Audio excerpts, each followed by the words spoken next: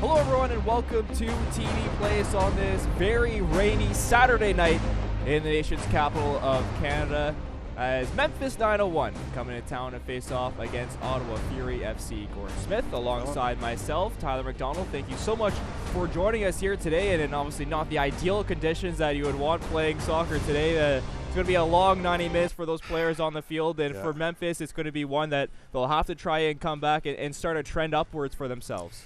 Yeah, it's been a typical start for an expansion team, hasn't it? I mean, you win games, or you're struggling to win games, only 2 on the season, but the remarkable part is the way things are right now.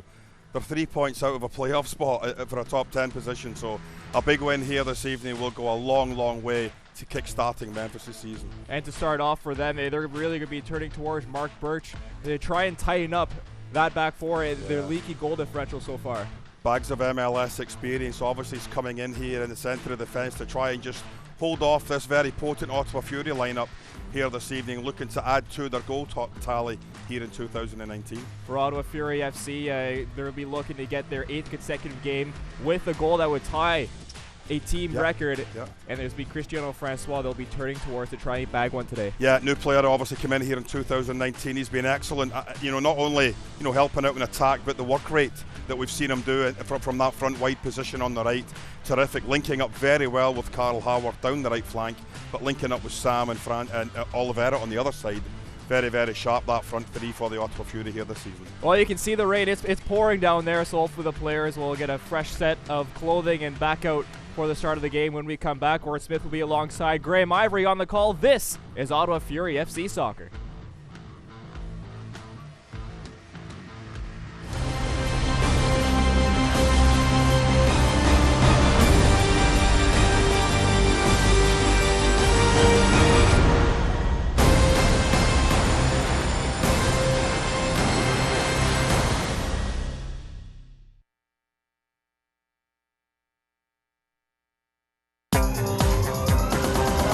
This program brought to you by Gabriel Pizza. Gabriel Pizza, home of the bigger, better pizza. Now available online at gabrielpizza.com.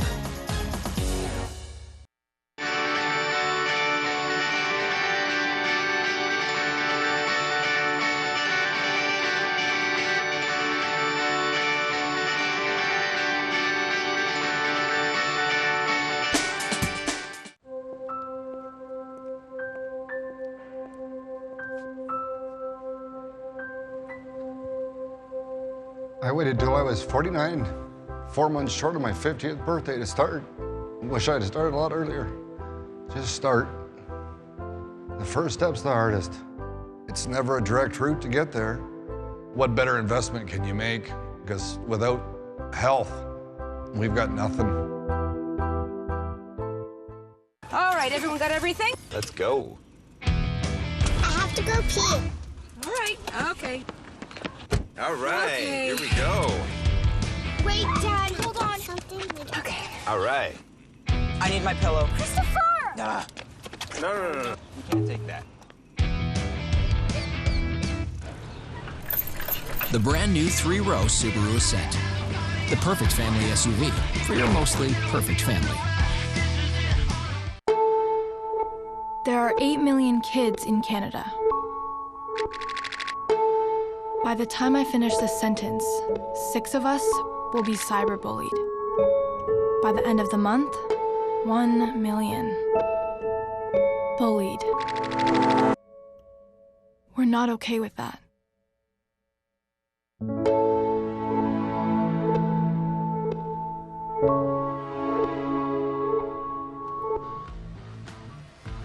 Welcome back inside a rainy TD Place. We're set to get underway between Ottawa Fury FC and Memphis 901 FC. But before we do, let's have a look at tonight's starting 11 for both Memphis and Ottawa, brought to you by Gabriel Pizza. Having a look at the visitors' starting 11, Jeff Caldwell in goal, Birch, Sharpie, Mohammed, Hauser, Ramsey across the back four, Grandison, Metzger, Hackworth, and Najam across the midfield.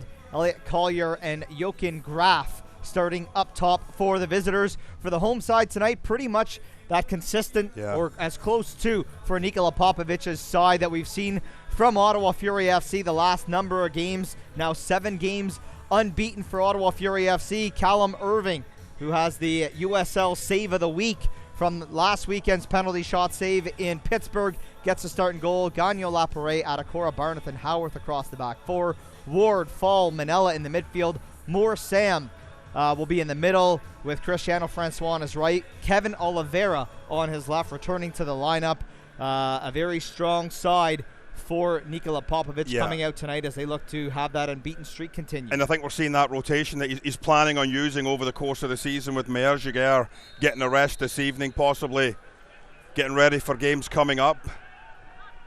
Atakora back in there in the centre of defence, but it will be imperative that both these teams, Graham, come to grips very, very early with this surface. It's very, very slick here this evening. I think that might play into the Ottawa Fury style of play. Keep it on the deck, let the ball do the work. The ball will arrive a lot quicker at players' feet if they're able to get a good first touch on it. Memphis has to do a better job of closing down that player before he's got a chance to get his head up and look elsewhere. Graham Ivory, Gordon Smith along with you for the call tonight. Tyler McDonald is in between the benches. We'll hear from him throughout the broadcast and again at halftime.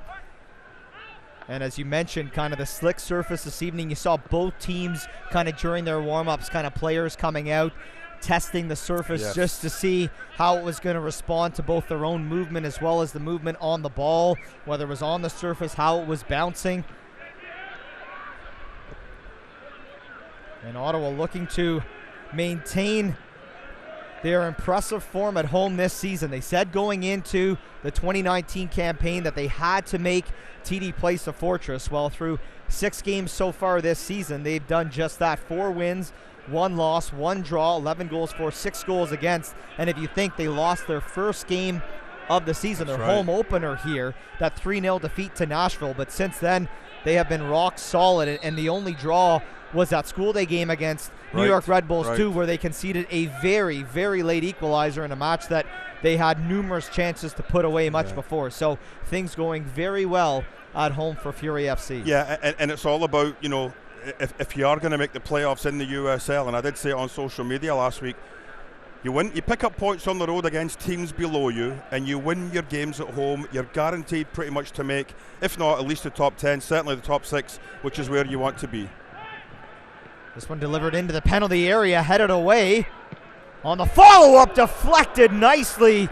The last moment, I think that was Barnathan who got the boot to it to send that one up and over the bar as Memphis threatened from the set piece. Oh, terrific technique. The second ball, it's not cleared properly.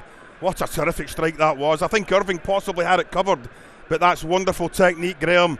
Knee over the ball, watching it all the way onto the foot. Terrific shot, cleared away by Barnathan. Corner, Memphis.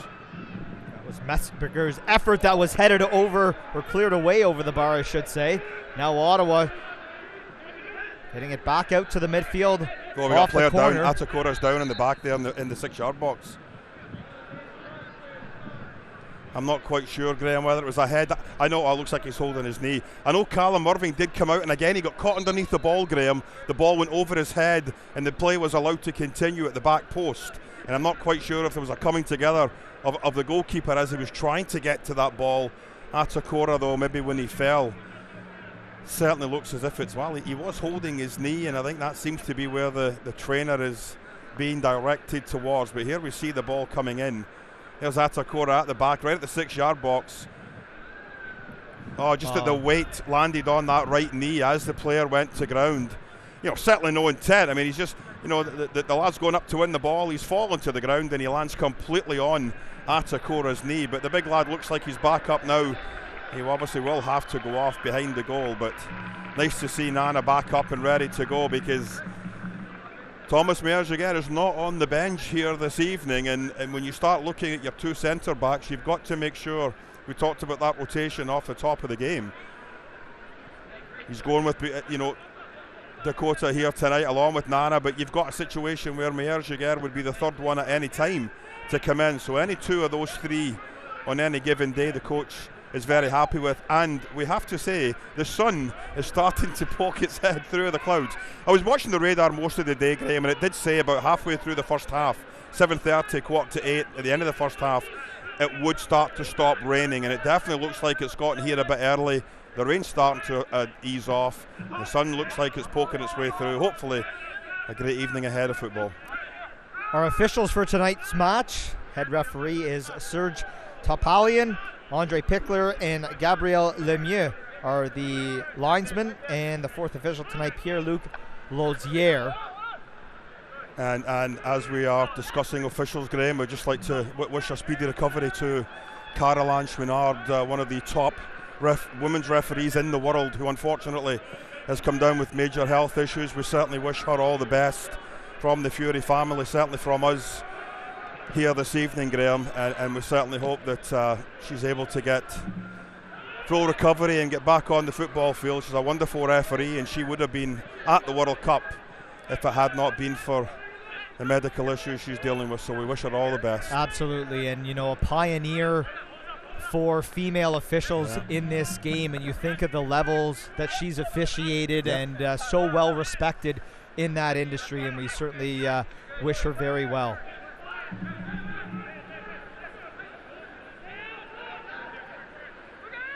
Memphis continuing in possession in the early parts of this match. That one will go off the leg of Gagnon Laparé, and Memphis will maintain possession in the Fury half. Sharpie looking for an option. Those don't get called, Gord. No, they never do, never anymore. Be nice if they did, but sadly they don't. Ottawa obviously setting up in their traditional 4-3-3, Graham. I think we've seen Ottawa play almost since day one when Marta Santos kicked off over at Carleton University for the first ever home game. 4 at the back, 3 in the middle, more of a triangle, 2 attacking midfielders, 1 holding midfielder. Charlie Ward is how they set up. Valfal's been outstanding here in 2019, along with Ward in the middle. Manella's been excellent as well. So that 3 in the middle have been really, really top notch for the Fury. We've seen the effort to change it. Yeah, I know. Doesn't work. And call it an organizational philosophy, whatever you want. Look, it's all in the horses that you have to work with. But for me, in the club's history, that has been the best formation. And we saw Paul Dalglish try to go 3-4-3, 4-4-2, 4-5-1, various types of formations, and it just never seemed to find any success in terms of consistency. And right now, this season for Nikola Popovic, it has worked tremendously well. And in large part thanks to what we've seen from the likes of the newcomers in Morsam, Valfal, Cristiano Francois, and of course Charlie Ward, who has been lights out in that Ottawa midfield this season. Well, a free kick the Fury have to deal with here. Callum Irving barking out orders about 5 yards in from the touchline.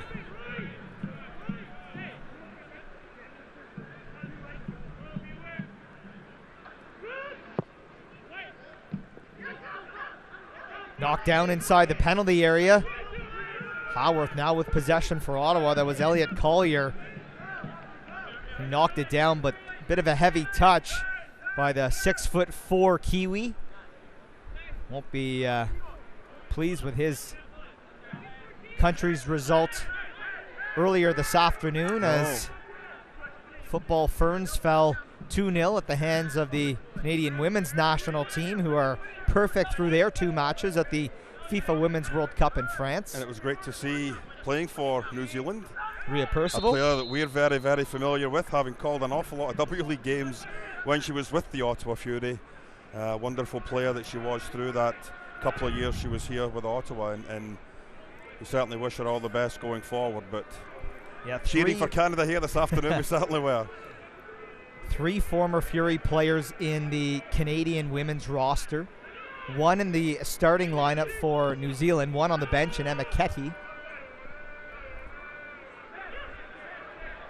Kevin Oliveira tried to get on the end of that one, falls to Valfal. Fall cutting into the middle, that touch got away from him, knocked down by Charlie Ward. Gagnon Laparé will have to hurry to keep it in play, and does. Just inside his own half, we're in the 9th minute here at TD Place, 0-0 between Ottawa Fury FC and Memphis 901 FC. And a reminder to tune into ESPN on June 18th at 10:30 p.m. Eastern, 7:30 local for a special Tuesday night edition of Wednesday Night Soccer as Phoenix Rising FC meets Reno 1868 in Nevada for a battle between two of the best in the West. It's the week's best match on Wednesday night, but it's a Tuesday night this week. 10:30 p.m. Eastern, 7:30 local, and of course you can watch that after you've got home from TD Place, as Ottawa Fury FC also on Tuesday night. Yes. Take on the Montreal Impact in the Cap City Cup. So certainly looking forward to the second edition of that fixture between Ottawa and Montreal. Callum Irving had to come out to punch that one away and almost resulted in an opportunity for Memphis, but Ottawa able to regather inside their own half. Carl Howarth. Well, we're 10 minutes into this game, Graham, and the Memphis 901 have started off extremely well. Not worried at all about sitting back, trying to kill off the first 15 minutes. They're pressing forward. They're trying to get the ball into the two big lads up front. And above all else, the back four are doing very, very well against this three-pronged attack for the Ottawa Fury. So a nice start by Memphis. I think Ottawa has to wake up just a little bit. Passing's nice. Got to get some penetration into the attacking third. Manella switches it to the left side to Gagnon Laparé. Fall into Oliveira. Back to Fall.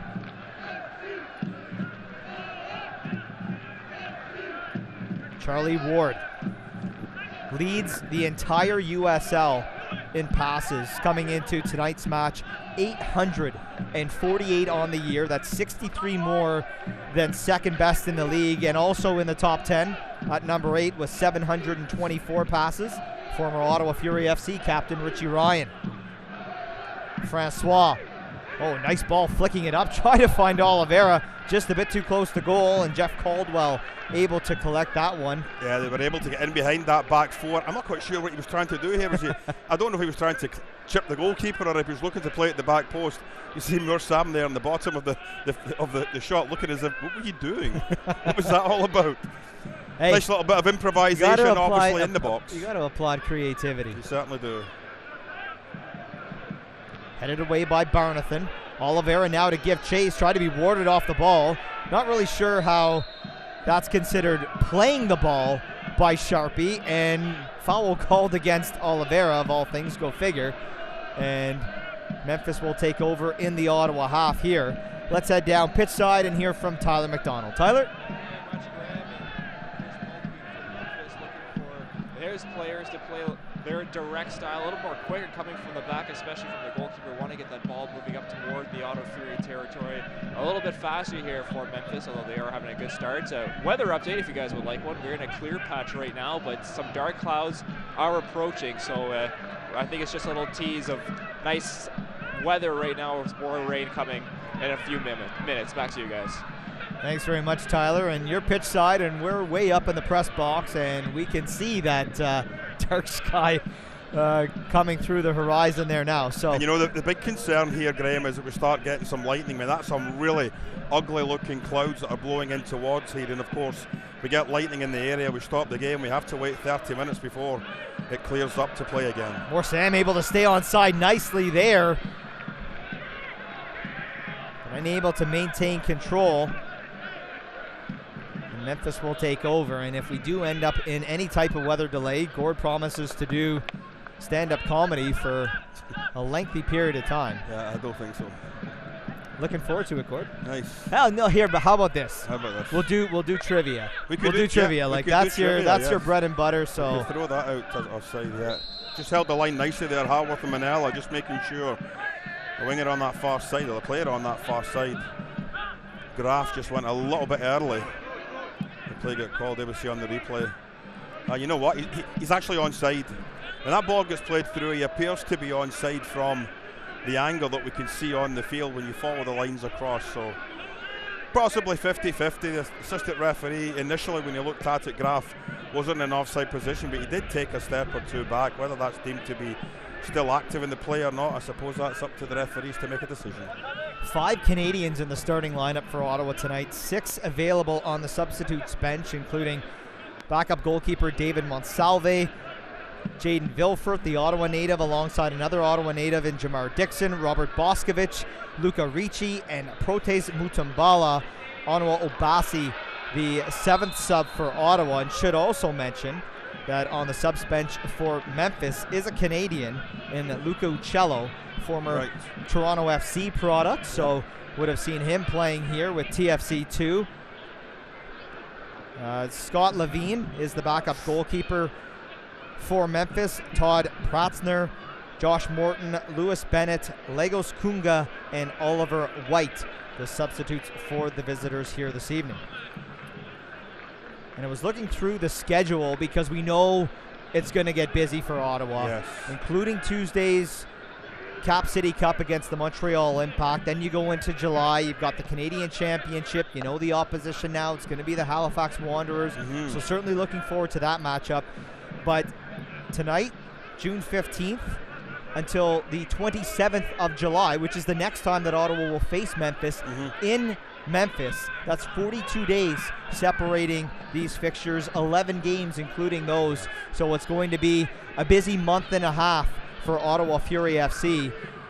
So we'll see how Nikola Popovic starts to try and perhaps manage the lineup, see if there are any injuries, who's getting some rest, and then of course a couple other factors here. One, the opening of the transfer window. Do we see any more bodies come in here? And also the hopeful return of Maxim Tissot, who's been recovering for, but the better part of a year, and back to training. So we certainly hope to see him back on the pitch very soon as well. And he will provide a real spark. I mean, obviously he's a great lad. Just getting him back in the dressing room, training again is one thing, but we need his skill, we need his vision, we need his ability out on the park if you're an Ottawa Fury fan. And that is certainly something I'm sure that Coach Popovic is looking forward to, being able to call on Max Tissot at some point over the second half of the season. Well, Memphis continuing to press and certainly like playing that ball in the air. And they certainly have some height, able to be effective in that way of attack. Well, when you play with two strikers down the middle of the park, Graham, you're pretty much making the job man-to-man for your two stoppers in the middle. Barnathan obviously is picking up one, and Atakora's picking up the other. And you're just allowing your fullbacks to possibly just curl in a wee bit, get that second ball if it's knocked out wide. There's an effort from distance. That one missing the target. 17th minute, remains 0-0 between Ottawa and Memphis. Select is the official ball supplier of the USL Championship and many of the finest leagues in the world. Since 1947, Select has been the leader in soccer ball quality and innovation. For the latest Select products and special offers, please visit selectsportamerica.com. As it falls to more sand. Now Kevin Oliveira will try one.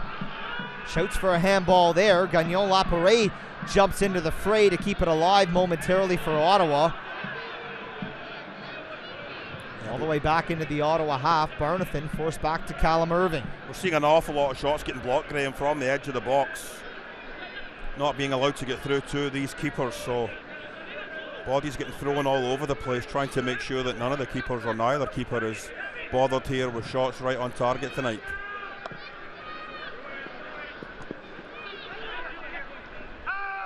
Chris Manella. Play carries on after he was fouled. Cristiano Francois plays this one into the penalty area, takes a deflection, and will come out the far side. Well, I mean, it was a good chance for the Ottawa Fury, but the problem was that both Manella and Oliveira had made the same type of run. It was on the same plane. One player has to check back, Graham, give Francois an opportunity maybe to cut the ball back. All he could do was play it in along the same plane. Both players were well marked. Unfortunately for the Fury, a decent opportunity broke down coming over on this near side. Still in possession though. Carl Howarth, the captain on the far side. His effort to Manella was blocked into touch. Ottawa throw just inside the Memphis half. Well, there's already been a final this afternoon. North Carolina 2, Swope Park Rangers 0. Two other games going on right now. Tampa Bay 1, Charleston 0. And Charlotte Independence 1, Birmingham Legion 0, Graham. So I'm sure by the end of the evening, the USL Eastern Conference will be all shooken up once again, much like it was last week. The Fury been able to come back, salvage a point in that 2-2 draw, and then obviously the penalty kick saved by Callum Irving helped keep that point for them. But again, as we talked off the top of the show with Tyler, Memphis, 2 wins, 4 draws, 7 losses, 3 points out of a playoff spot. So as much as it's nice and congested at the top, the bottom is slowly but surely starting to get all crammed there as well. We saw it last year. Yeah. There's so much parity in the Eastern Conference, and we don't talk much about the West just because we don't. Sure. You wouldn't see them till the end, right? Yeah, right. But in this East, it is tremendously competitive, including the newcomers like Memphis that have very strong teams that on any given day can knock off anybody. And we saw, the Tampa Bay Rowdies lose last weekend, so that will now shorten the gap in terms of where they stand in first. Is with North Carolina's win, they'll go 3 points back of the Rowdies. Red Bulls are already 3 points back there, but of course Tampa taking on the Charleston Battery tonight, so a massive 3 points up for grabs for both teams, as the Battery could leapfrog Ottawa if Ottawa doesn't claim any points here this evening. So lots at play, still early in the season, but everybody continuing to scoreboard watch in the early goings. Although I guess I can't really say early goings. We're not far off from the midway point, in fairness. Pretty much, yeah. By the end of this month, we will be there, if not beyond. Charlie Ward switches it to Val Fowl. Plays it back nicely to Nana Adekora under pressure from Jochen Graf. Manella wide to Carl Haworth. Back to Fowl. Again to Haworth. Manella. And Graham, 21 minutes in here, we haven't seen an awful lot at all of Carl Haworth getting up and down that flank. It's such an important part to the way the Fury play. Certainly Gagnon Laparé, we expect that as well. But Carl is usually charging up and down that right flank, Graham, and just making it so difficult for a defender to track him back and create some space. I think with the 4-4-2, you've already got a natural midfield. Great ball through to Cristiano Francois. Just unlucky, just couldn't check it enough, and it's always going to skip through as well towards the goalkeeper on the surface at the best of times. When it's wet like this, as we see, just couldn't chip it back enough. It was already too close to the goalkeeper for Francois to catch up. But it's good opening start for Memphis. You certainly have to be the more pleased of the two coaches halfway through this opening half. And Adekora, well, certainly looked like a handball off of Collier. But nonetheless, Nana Adekora makes no mistake, knocks it out for a corner. Now the second of the match for Memphis, this one from the opposite side.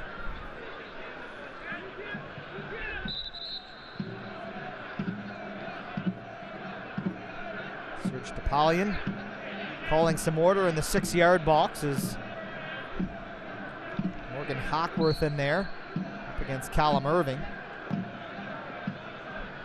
One headed away by Moore Sam.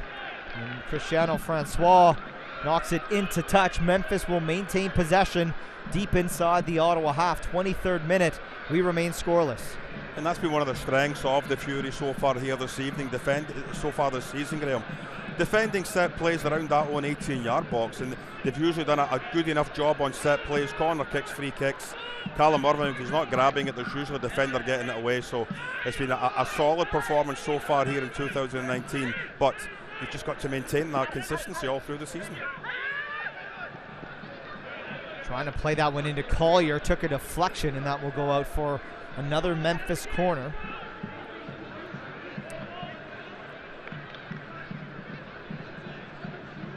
Fans, follow Ottawa Fury FC and the rest of the USL Championship all season long on ESPN Plus, home to the USL, MLS, UFC, and more.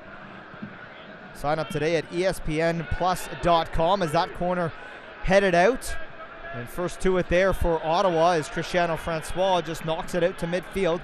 Moore Sam gives chase. Memphis still in possession. Played down the line nicely. Wes Sharpie plays it into the penalty area. Knocked away by Val Fowl. Touch gets ahead of Gagnon Laparé. Headed away by Barnathan. Yeah, Memphis doing a really good job of getting that second ball, Graham. That's the one thing that I've noticed inside these first 24 minutes, is that Memphis doing a really good job. When that ball's just getting knocked out the 18-yard box, invariably it's a white shot that tends to go on there first. He's onside. Played in. There's a shot from Collier, nicely blocked by Nana Adekora. Moore Sam under pressure from behind. He's dispossessed and protests, but play carries on. Memphis again attacking Collier. Collier tries to slice his way through. Great tackle by Nana Adakora, and then he just clears it from harm's way. Sharpie.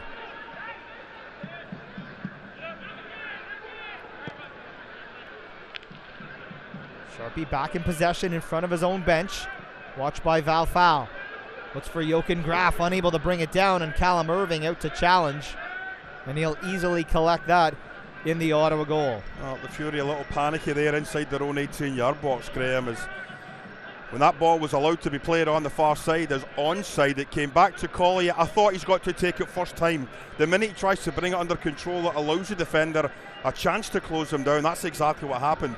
If he swings his left boot at it as it's coming in, Graham, yeah, it's a difficult skill, we know that, but I think that would have been his far better option than trying to kill the ball and set himself up for a shot.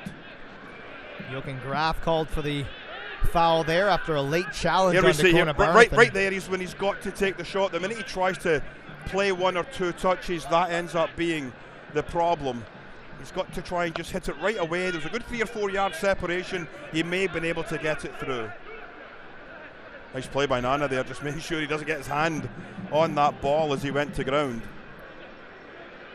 Barnathan sends that one over the top, looking for Oliveira, headed into touch. Gagnon Lapare into more Sam.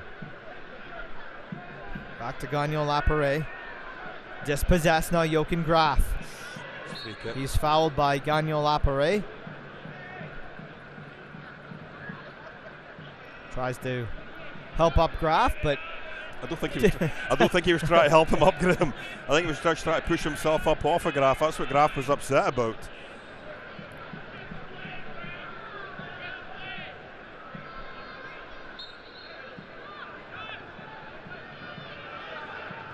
Birmingham have tied that game up with Charlotte. It's now 1-1. Playing the 27th minute. Well, and Charlotte has a new head coach as Independence general manager Mike Jeffries has assumed the coaching responsibilities.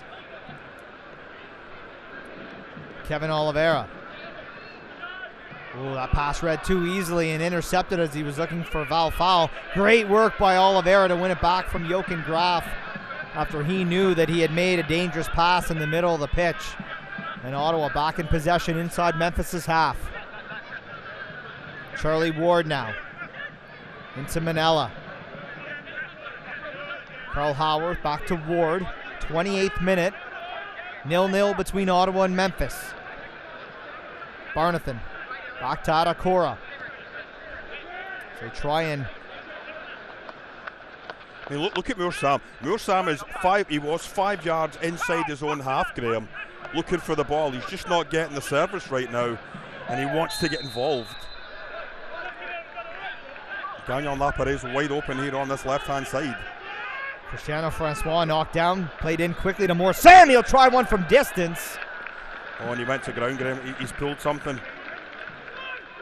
Sam's pulled. He looks as if he's in a little bit of discomfort there. I'm not sure if it was just an ankle as he swung the boot at it. Decent shot, trying to catch a goalkeeper off. Grandis is down as well, so bodies everywhere here on the park this evening, but decent strike there by Sam as he looked about 20-25 yards out, just decided to have a crack at goal. Yeah, will be Grandison staying down, and this might cause a little bit of upset if he has to go off.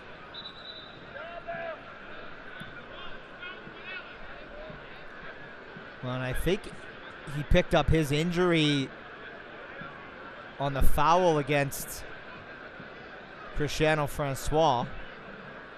The trainer's just signaling that it looks like he's okay. There's no need to be getting anybody warmed up for a substitution, but no, I've got to say, Graham, we're almost 30 minutes into this game, and Memphis are certainly, you know, not indicating to anyone that they're a team that's only got 2 wins on the season. They look lively going forward. Defensively, they seem to be very well organised.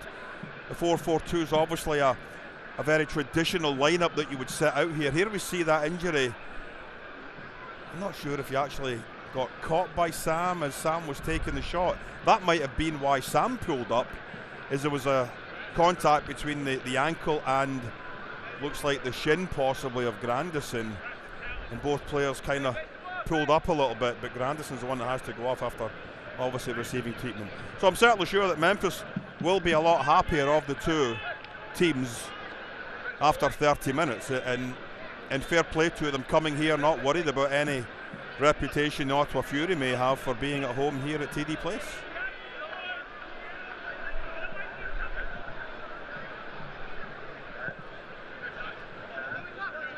Caldwell looking to pick out Collier's. Manella who won the header. Memphis still in possession inside the Ottawa half. Ottawa pressing them back inside their own half. Good chase there by Moore-Sam. First to it is Carl Howarth. Oh, great effort to keep it alive by Memphis. In the midfield, Manella brings it down, looking for Francois. Knocked away. Now they bring it down onto the turf, looking for Collier. And I don't know if that was out of the reach of Adekora or if Irving called them off. Yeah. Not quite sure. It looked good either way.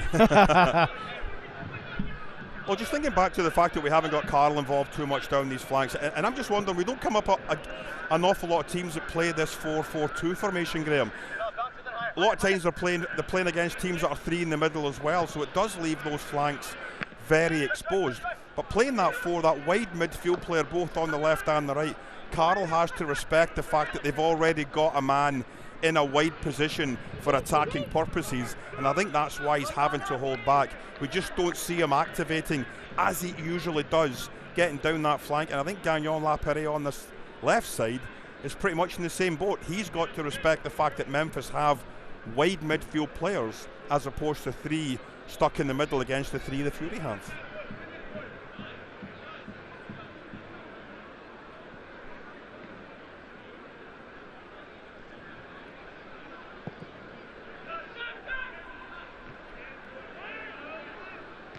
Barnathan heads that one down. Giving chase is Oliveira.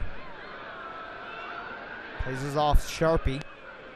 Gagnon Lapere looking for Oliveira. Able to keep it in right on the line, and then Wes Sharpie knocks it into touch in front of the Ottawa bench. More Sam. Gagnon Lapere tries to play that one down the line, headed away. Sam can't get the first touch on it, but Val Fowl in possession for Ottawa. Howarth sprinting down the right side. Receives the ball from Val Fowl. Back to Howarth. Marked very closely. Kept in nicely there by Manella. And then he's called for the foul. Bit too aggressive on that challenge there, and Memphis will take over inside their own half. Get updates and alerts all year long by following your club on ESPN.com. Search for Ottawa Fury FC and then click on the follow button to keep up with the latest news and scores, plus get reminders on Fury FC's next match. Go to ESPN.com now and click follow for your club. Oh dear, what was that? Put his hand up right away, realised that it was not. When I saw it, I looked, I'm like, is someone down? I genuinely thought someone might have been down on the pitch. But that was just a completely mishit cross. Yeah, he was just held on to the ball running away from it. Gagnon Lapere wanted to get the game started quickly, couldn't do so. And it is Sharpie that picks up the first noteworthy action in the book this evening. Now, if you're going to get a yellow card, coaches hate that. Like if you get them for dissent or kicking a ball away or whatever, if you're going to get a yellow card because you prevent a goal or you go through a guy or what have you, at least you can say, well, you earned the yellow card. One, yes. At any rate, Callum Irving takes over for Ottawa. Long ball forward, chested down by Francois. Offside, yeah.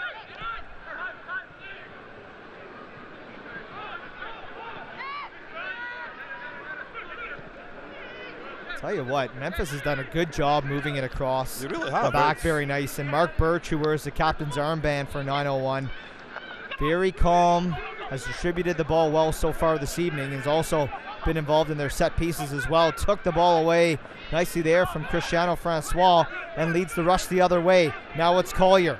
Elliot Collier into the penalty area. Cuts inside, and that one takes a deflection off of Nana Atakora. And will make for another corner for Memphis. I tell you what, Graham, he was allowed to run an awful long way before anyone put in a challenge. Getting the shot away, I think the initial shot may have been going wide anyway. It didn't look like he made proper contact with it, but he must have ran, Graham, 40 yards, 35, 40 yards with that ball when he received it from out wide.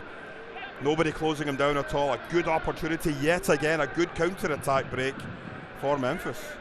Birch with the delivery, looks to go near post. That one misses everybody, goes right through the 6-yard box and will go out for another corner. Must have touched someone in red and black. Very, very fortunate. And he was looking for Jochen Graf, who made the run to the near post and might have clicked the heel of Moore Sam. Yeah, I think it was Moore Sam that got that away, but very, very lucky for the Ottawa Fury. No one at the back post. You would expect in an attacking corner you'd have someone back there. Memphis continue to threaten. Birch. Offside. Played in, and Jochen Graf, a couple yards in behind the play. He saw the space and was running to it before the ball was played. Yeah, good read by the Fury though. One or two of them just saw him go, took the step up. There we see Barnathan there. He was the last defender. He realised there was players behind them. Let them go. Offside. Good unit play by the Ottawa Fury back four. Daniel Lapare forced back to Dakota Barnathan. Plays this one over the top, looking for Kevin Oliveira. That will skip into touch for a Memphis throw deep inside their own half. You know, we've tried a few of these long balls now, Graham, and in all honesty, they're just not working. The three lads that are up there are against a very tall back four.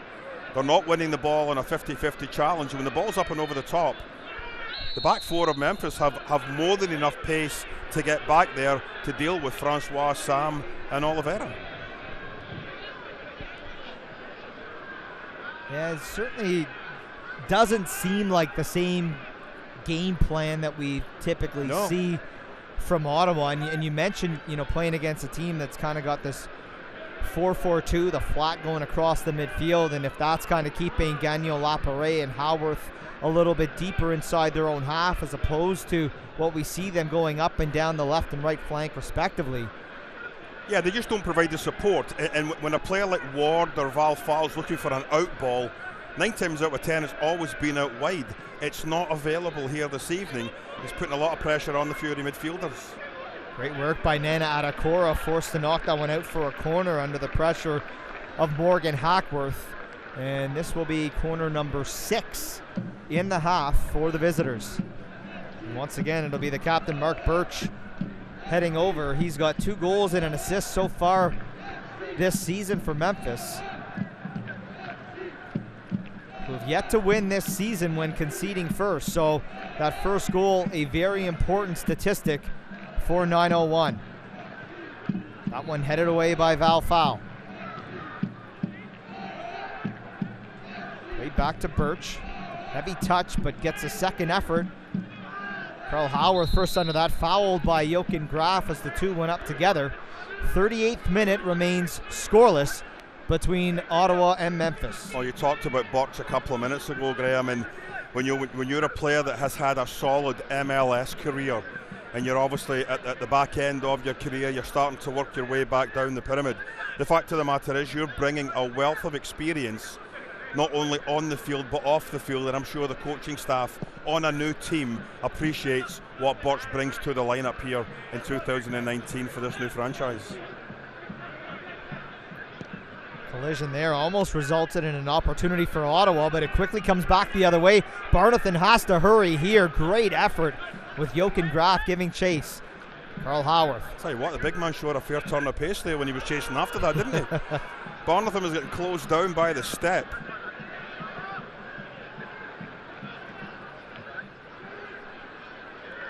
Oliveira under pressure, goes to Gagnon Lapare. Space closed down quickly there by Jochen Graf. Play back to Barnathan, who's immediately under pressure. And Memphis is doing great work chasing the ball here this evening. They really are. I mean, they're pressuring pretty much when that ball gets into their own half. They're right on top of those black and red shirts almost immediately. Well, as road games go, Memphis is doing great through 40 minutes of play here at TD Place. And the rain has since held off. The sky, it's dark everywhere around us, but above us. It's kind of cleared here. So good news there as Kevin Oliveira down that left side. Oliveira looking for a cross in. Can Morsam get to it right now? Howarth! Oh, and he rips it wide, takes a deflection. So Ottawa will get the corner. It was actually Francois who it fell to. Graham, for one of the first times here this evening, Gagnon Lapare was able to get space down the left-hand side. As the ball broke there, Carroll just swings his boot at it. A nice defensive stop. We'll see it here as it comes in. Just gets out there to challenge. That's what didn't happen with Collier at the other end.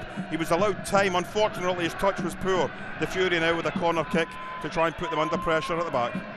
Howard to take the delivery for Ottawa. Whips this one into the back post. That one punched away by Caldwell with Val Fowl looking for that delivery from the Fury captain. Charlie Ward now to take the throw for Ottawa. Yeah, I don't think so. Get Charlie Ward back into the middle of the park. There's a reason why he leads the league in touches and passes, Graham, is because he's the straw that stirs the drink for the Ottawa Fury. He demands the ball every single time, whether it's from the back four or from Val Fowl or Manila. Manila to Gagnon Lapare, has to be quick and is. Oliveira looking for Val Fowl, that one out of his reach. Memphis looking to counter here. That too heavy for Jochen Graf. Now played all the way back to Callum Irving. Graf pressuring. Irving had to hurry that one. Morsam, oof! That's a horrible knock from behind. Yeah, as he took the full weight of his man on his back. Well, that was Abdi Mohammed. It's one of those where you say, you know what, I've got it's a ball in the air, I've got a chance to win it, but I've also got a chance to clear out Sam as well. That's exactly what he did. The referee 100% right with the foul call. You know, Sam obviously in the wars here this evening. He's been in a couple of tussles and a couple of battles. And well, look at when you're third in the USL Eastern Conference with goals, with 6, and assists with 4. You're a marked man, aren't you? Absolutely. Val Fowl gives way to Chris Manella. He'll try one. Parried away. Loose ball. Ottawa can't get to it. Falls to Gagnon Lapare. Morsam, and that one knocked away as he tried to go near post on Jeff Caldwell, who had to make a good reaction save and sets up another Ottawa corner. That was a terrific strike from Chris Manella. Just puts foot right through the ball. Good stop. Puts it back into a dangerous area though. And when it broke after bouncing around like a bag of tail, it's finally cleared away by the goalkeeper. Howard, there's the header. That one cleared away. Foul called, I think, on Gagnon Lapare. As Ottawa, a bit unconventional, at least for them, taking a short corner. Not something they do very frequently, but they saw that Memphis had switched off and tried to move it quick.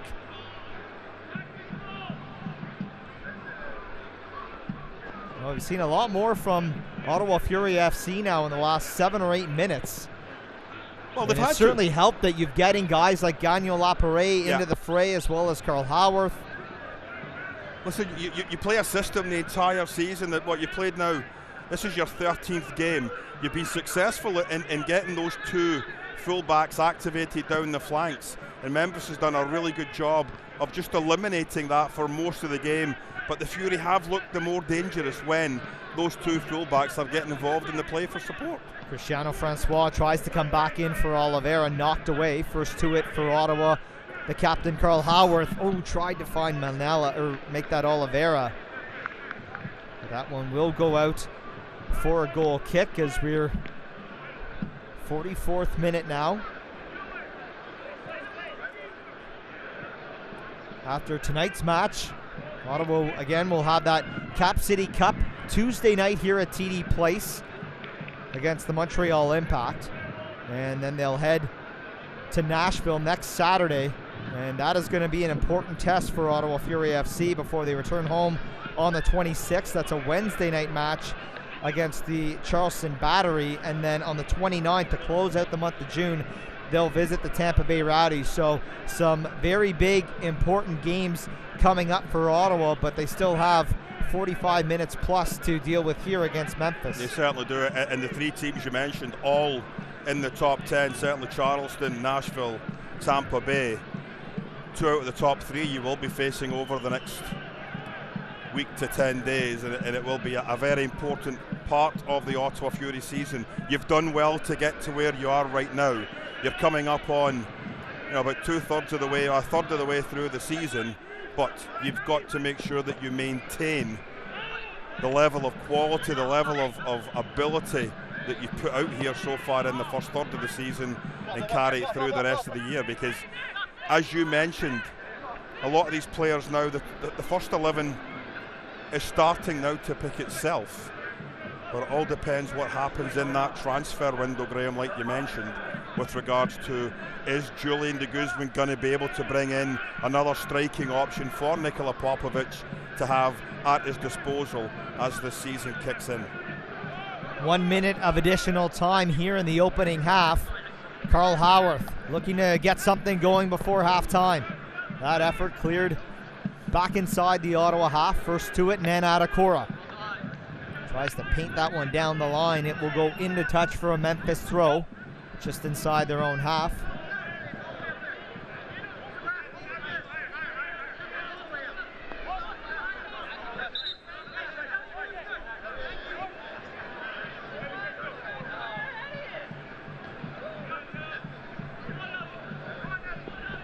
Callum Irving out to challenge, with Collier chasing for that loose ball. Rolls it out to Dakota Barnathan. And that draws to conclusion the opening 45 minutes.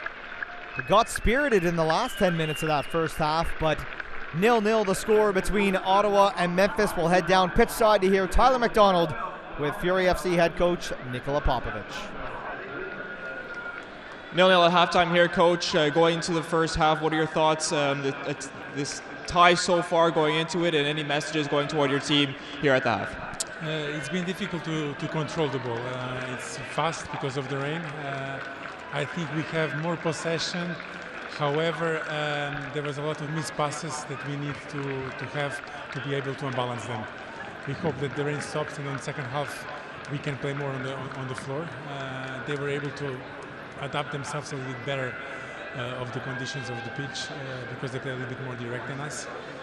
However, I think on the second half, if the game settled down and we have more possession, I think we can score a goal.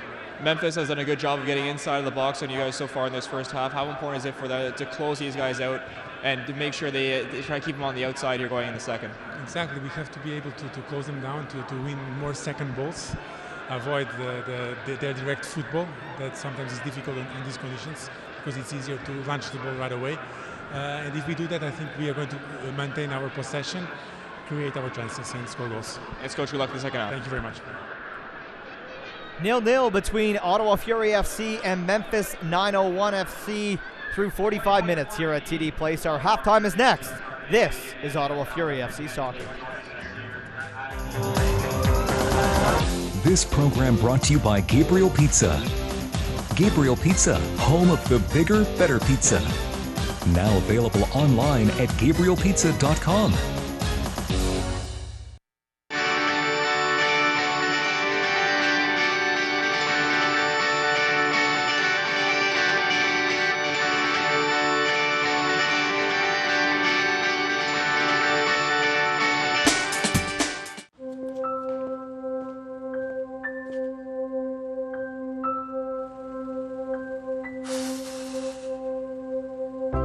These photos I had to dig for because I would hide from photos.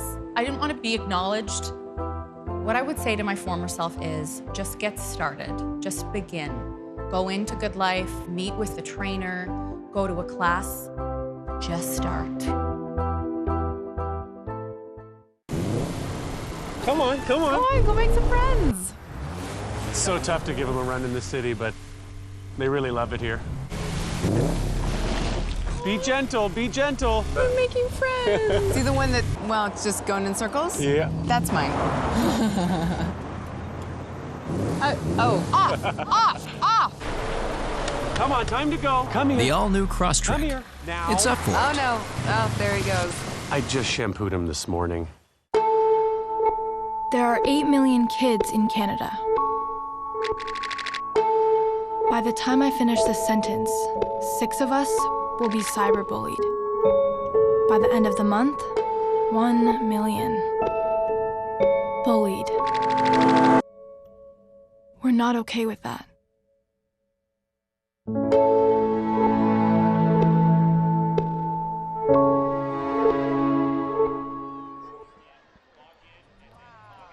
Goose eggs on the board here at halftime between Memphis 901 and Ottawa Fury FC as the sky is set to clear up here at halftime. We talked earlier this week to Callum Irving about his thoughts coming into this game against Memphis 901. It's still early in the season. They're an expansion team trying to find their footing, right? So they're looking for any kind of result that'll give them that little boost they need to start moving up the table. And so we have to be aware that they're going to come here and want to take points off of us. So despite, what the table says we've seen with Pittsburgh last week, everybody's quality in the league and you have to be prepared. Every year the guys have been working hard in front of me and putting in the work, but the style of play we have right now with the quality of player, I think it's definitely something that I need to try and stay focused because sometimes I can get lost in watching us play possession for 5 minutes straight. So it's fun, but it's also a bit challenging because then I have to stay focused and make sure that everyone's doing their job defensively and not getting caught up in the attack. Callum Irving on today's match against Memphis 901. We'll now send it to Week 15 highlights from around the USL.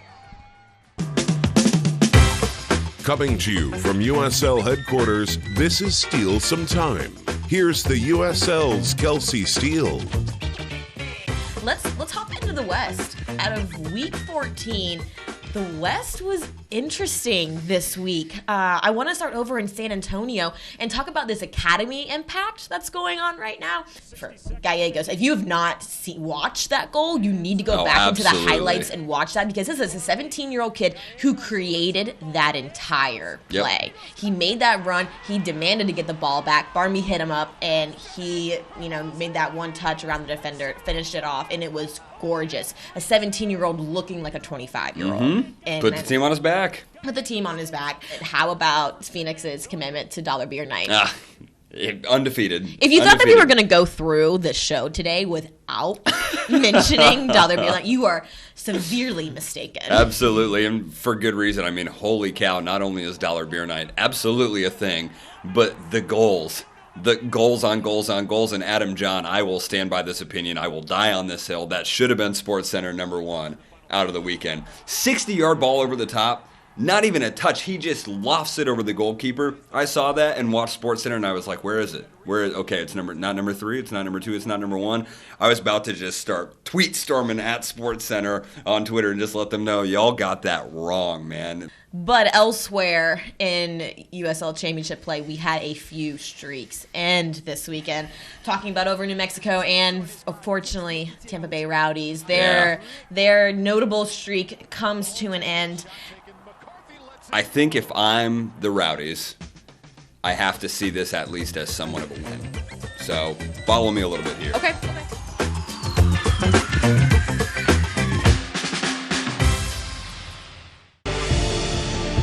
Brown to find Lacroix. Now it's Musa. Oh, what a hit! Ryan Brown. Oh, that is electric from Phoenix on the break. Shot goes wide.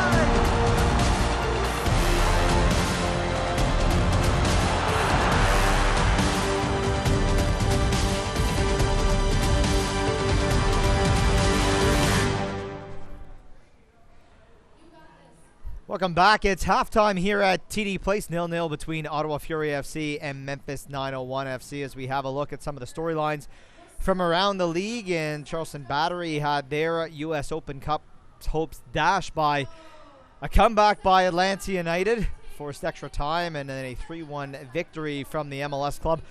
As we talked about earlier in the broadcast, Fury FC's Callum Irving snags the fan choice save of the week for that impressive save in the stoppage time penalty to preserve the 2-2 draw in Pittsburgh last weekend. And also, we talked about it in the first half, Charleston Independents have a new head coach. As general manager Mike Jeffries has assumed the head coaching responsibilities, and we'll have a look at the out-of-town scores. We've talked about them throughout the first half.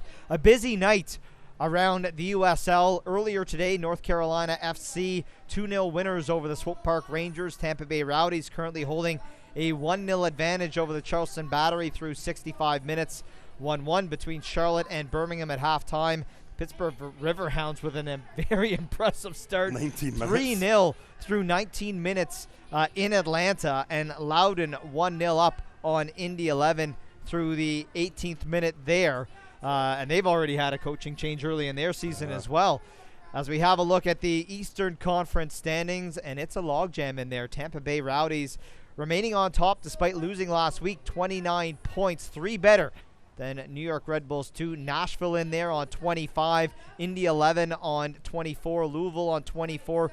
North Carolina, I think they've actually moved up now with the result earlier today. Yeah. Ottawa in there on 22 points, so 3 points tonight could help vault them further up the table, and that's why that matchup with the Charleston Battery is very important tonight against the Tampa Bay Rowdies. St. Louis FC, they're nipping at the heels, as is Atlanta United. Look, it's a logjam. So much parity in the Eastern Conference scored. Yeah. And let's start talking about that at that opening 45 minutes for Ottawa, because really, when you look at it, you could say the first 2/3 of that half belonged to the visitors, and it really wasn't that last 10-15 minutes that we saw Ottawa start to find their form and play more of their own game. And I think that was the surprising part. Was I think a lot of us expected Ottawa, after that excitement of coming back to 2-2 and getting that point last week, they'd really be firing on all guns at home in front of the home crowd. But it was another flat start for the Fury, and it allowed Memphis just to gain more confidence. And as the game went on, they looked dangerous. Big Collier had a couple of really good looks at goal, just unable to pull the trigger quick enough to bother Callum Irving. But Memphis certainly completely in this game and full value for the way things stand right now at 0-0 after 45 minutes. Yeah, and for a guy who's 6'4", Collier, can't miss him. he can move. Well, you can't miss him, but he can move. There's a lot of pace behind that big frame. Let's have a look at our first half stats, brought to you by Rico, and you could tell I think they match the scoreline that we've seen. There's been many times where you say, oh, it's 0-0, but you've outpossessed them, you've outchanced them, everything else.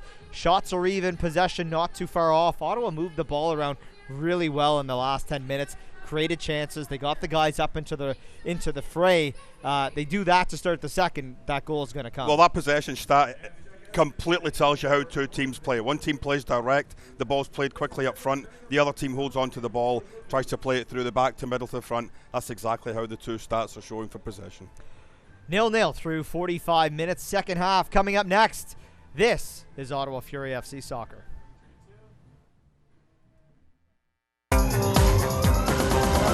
This program brought to you by Gabriel Pizza. Gabriel Pizza, home of the bigger, better pizza. Now available online at GabrielPizza.com.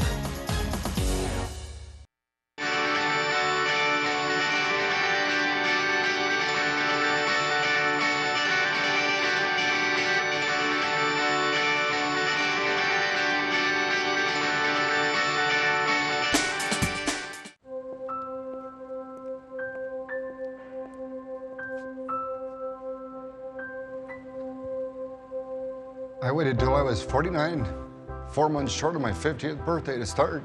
Wish I'd started a lot earlier. Just start. The first step's the hardest.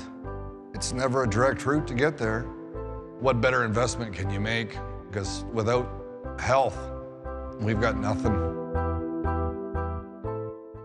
All right, everyone got everything? Let's go. I have to go pee. All right, okay. All right, Okay. Here we go. Wait, Dad, hold on. Something. Okay. All right. I need my pillow. Christopher! No. You can't take that. The brand new 3-row Subaru Ascent. The perfect family SUV for your mostly perfect family. There are 8 million kids in Canada. By the time I finish this sentence, 6 of us will be cyberbullied. By the end of the month, 1 million. Bullied. We're not okay with that.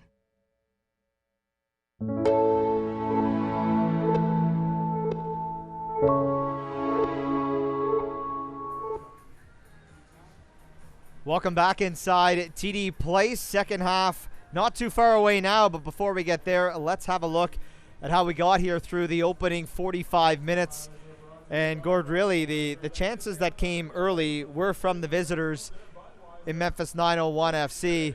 And really neither goalkeeper had to be too busy until late in the second half. But Collier, you see, the man who threatened the most for the visitors. Yeah, that set play was very, very dangerous. And obviously the one that went to Carl Howarth at the edge of the box lets it fly.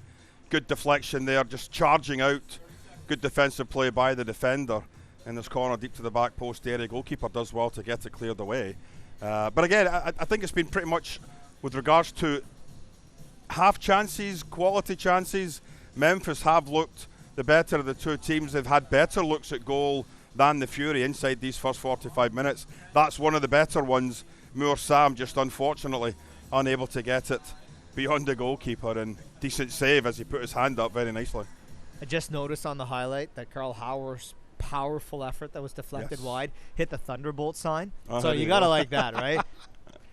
There you are. Look, you can start to see it now that Moore Sam is no longer going to be a surprise to an opponent that Ottawa Fury FC faced. Maybe he was early to start this season, but no one's going to mistakenly overlook this player any longer. He proves that he can play at this level and play tremendously well.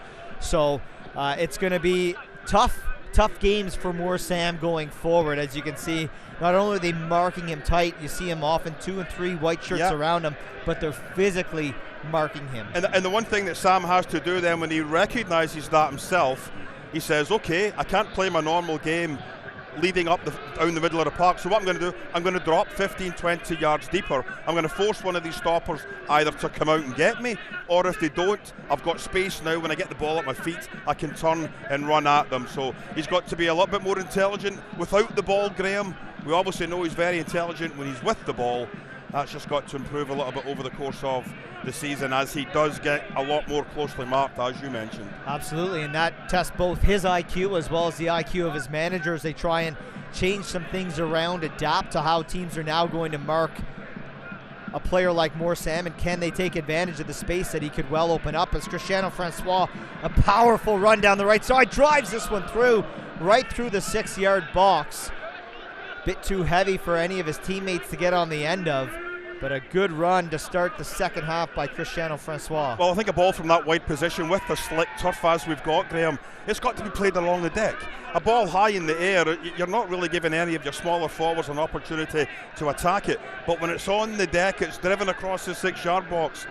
A white shirt, a white pair of socks could even deflect it into the back of the net and give the Fury the opening goal here tonight.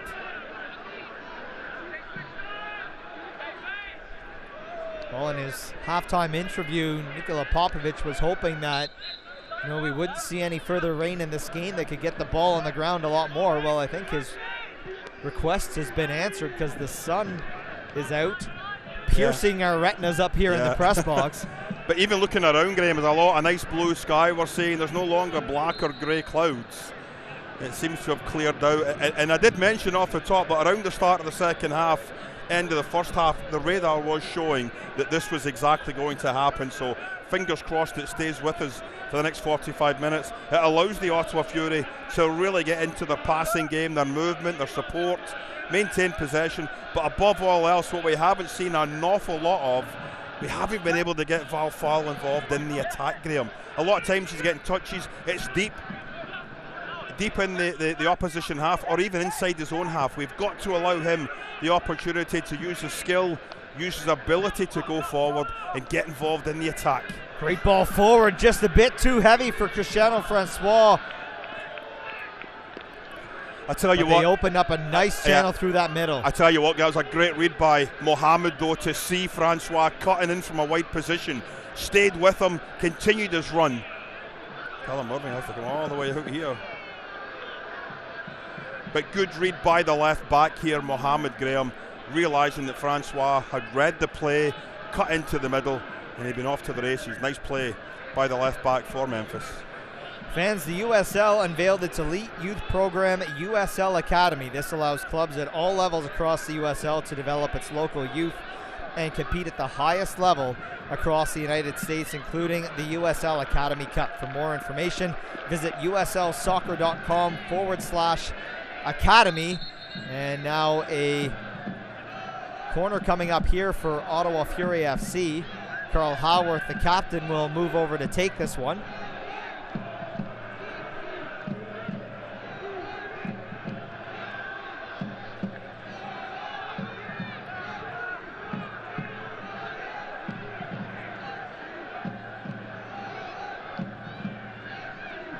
Howarth's delivery. That one headed away. It was Hauser Ramsey who got on the end of that one. Back out to the midfield. Manella whips it over for Charlie Ward.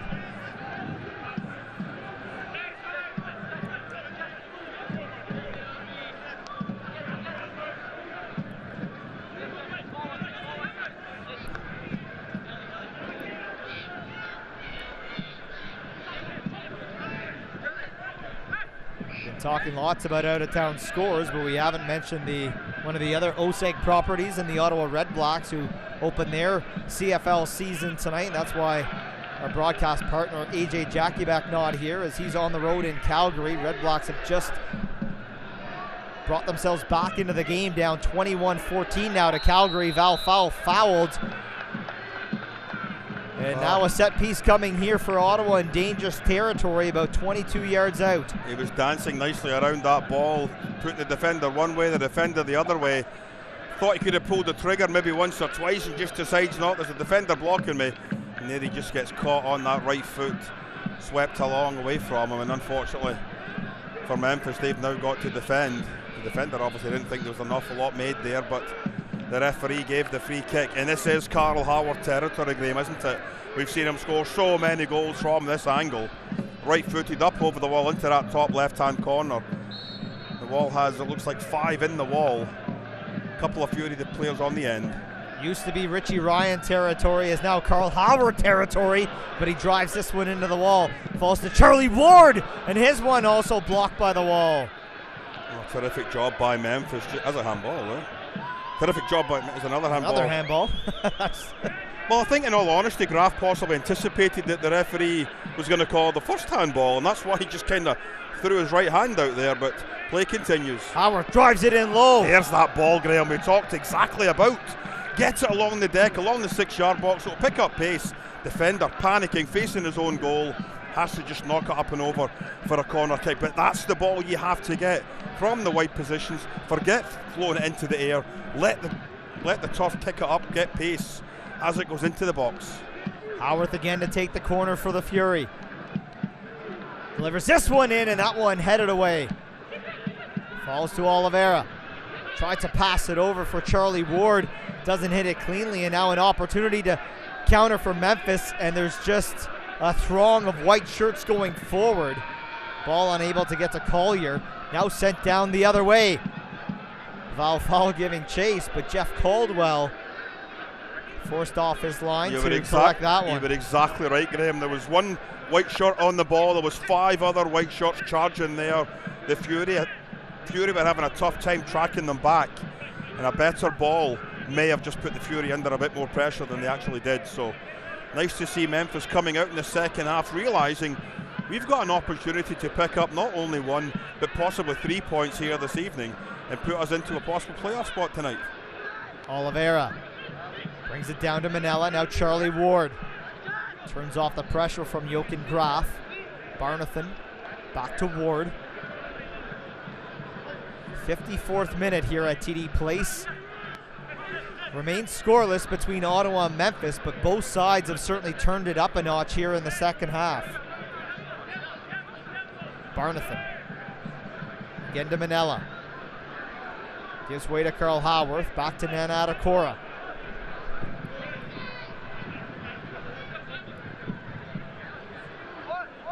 Barnathan draws a crowd. Errant pass now allows Memphis to come back the other way. Jokengraaf's back heel only finds Charlie Ward. Now Chris Manila. Back to Charlie Ward. Howarth making the run down the right. Plays it to Val Fowl. To more Sam. Sam, pressure coming from behind. Sam still going. Ball gets away from him. Now played into space. Good challenge by Manila to get there for Ottawa. It's very interesting. It looks like Francois has gone in to the middle of the park now. Sam has come out here onto the right-hand side. Maybe looking to get a little bit more change out of Mohammed down this right side for the Ottawa Fury, but normally we see Sam down the middle. He's obviously frustrated, Graham, because he's just not getting the service. And as you pointed out very nicely at half-time, obviously opposition teams are picking up on the fact that he's a danger man. You take him out of the game, it makes it that much tougher for the Ottawa Fury to score goals. Carl Howarth controls it nicely. So much pace on that ball. Now he delivers in the header from Francois. Couldn't get much on it as it goes out wide. Great delivery again from the captain, as he has now 3 times in this second half gotten down the right-hand side and whipped in a good ball. Well, it was a terrific header as well. He just got enough up, got away from his defender, stepped a couple of steps away, Graham.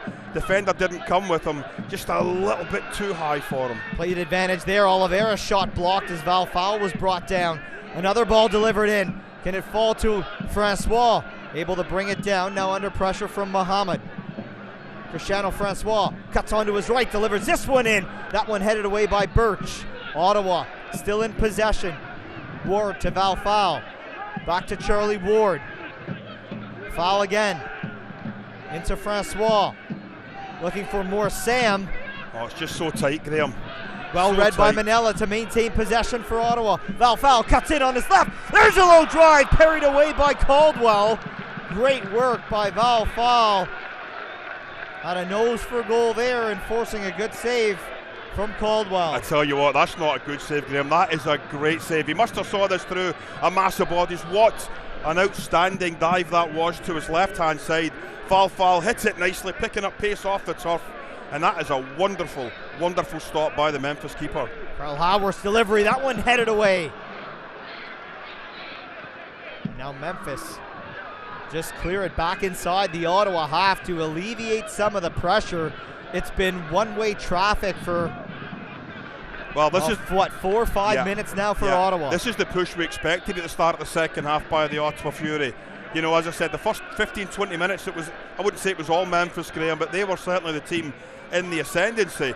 The Fury started to pick it up a little bit in the second period of that first half, but they have come out here with a far better energy, far better purpose in what you're trying to do here this evening, and that's get your hands on 3 very, very big home points.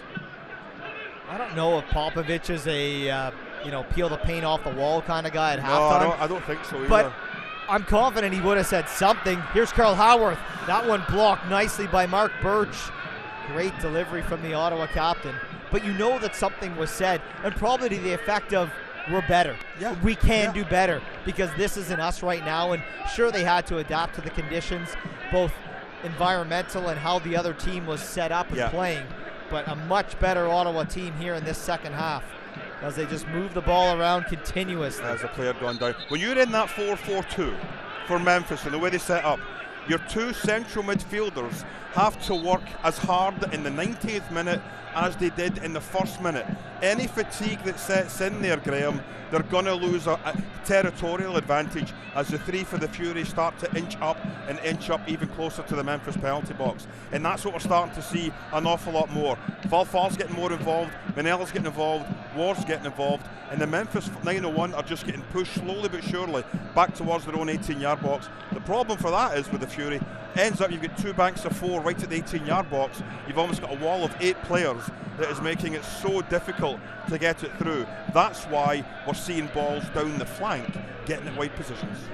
Let's head down pitch side for an update from Tyler McDonald. Tyler? Thank you very much, Graham. Notes coming from both sides for Memphis 901. 2 of them. The first one is they're playing inside out, trying to play to keep these Ottawa Fury players out of the middle and force them to the outside, and it's playing into the Ottawa Fury's advantage because Nikola Popovic is really pushing Carl Houghton, Jeremy Gagnon-Laporet up the field. It started in the latter parts of the first half. Gordy mentioned that you didn't see much of them moving up the field in the first parts of the first half, and it seemed like Nikola agreed with you, and we're seeing them in the play a lot more. And very interesting note coming from the Memphis 901 bench as well, giving tactical advice, the assistant coach trying to get some tactical advice to Memphis 901 and begging for his players to trust him on his advice. So I'm not sure if there's a miscommunication between the bench and the players or a distrust, but there's some very interesting remarks coming down here on the Memphis sideline. Back to you guys. Thanks very much, Tyler. And while we were hearing from Tyler, 2 subs made by Memphis 901 FC. Lagos Kunga coming in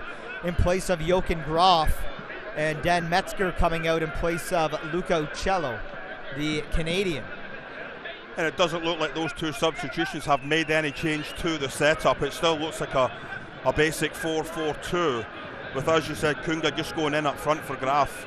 A straight swap, and possibly looking to bring a little bit more pace into attack, try and close down the back 4 a little bit earlier than they have been inside these 15 minutes of the second half. Falls ball just a bit too far ahead of Kevin Oliveira, and Cristiano Francois also came across to make a run. Just a quick update on the out-of-town scoreboard. Still Tampa Bay 1, Charleston 0, Charlotte 2, Birmingham 1, Atlanta 0, Pittsburgh 3, Loudoun 1, Indy 11-0, and Bethlehem St. Louis 15 minutes into the game, scoreless there this evening. Now what about the score that you don't want to know about, that everyone else will want to know about? Yeah, I don't want to know about that because I'm PVR in the game. Yeah, I'm allowed to say it? Yeah, you're not. Go ahead, why not? There might be viewers out there interested in the Gold Cup game between Canada and Martinique. It is 45th minute, 1-0 for Canada. Who scored? Please tell me Scott Arfield scored. I haven't looked at the score yet. I just on. know that Canada's... I'll give that to you. Give me a second here. Scotty Arfield, obviously captain of Canada, coming off an outstanding The season. Ottawa native, Jonathan David with the goal. How about that? Scott Arfield coming off an outstanding season for Glasgow Rangers in the Scottish Premier League. Absolutely fantastic year for Scotty Arfield, and obviously now being captain of Canada, being tasked with leading a really young batch of quality, talented players coming through. You just mentioned one. We've obviously got Davies as well. It's another one that's going to be looked for years to come for Canada to be built around, and it's going to be fantastic. Hopefully going forward, certainly up to 2022. And there's a darn good young goalkeeper in the running now there too, in Maxime Crepeau, who fans here in Ottawa got to see what he is very, very capable of doing and has continued to do now in the MLS with the Vancouver Whitecaps under former Fury manager Mark DeSantos. Listen, you look at this Ottawa franchise over the years since they started in 2014, and the torch has been handed down from Romeo Pezaire to Max Crepeau last year. Callum Irving now has been outstanding for the Ottawa Fury here in 2019. Goalkeeper certainly doing very, very well here in the nation's capital. Val Fowl wins it back for Ottawa. Gagnon-Laporet trying to settle things down. Charlie Ward now surveys his options. Foul. Barnathan. Callum Irving.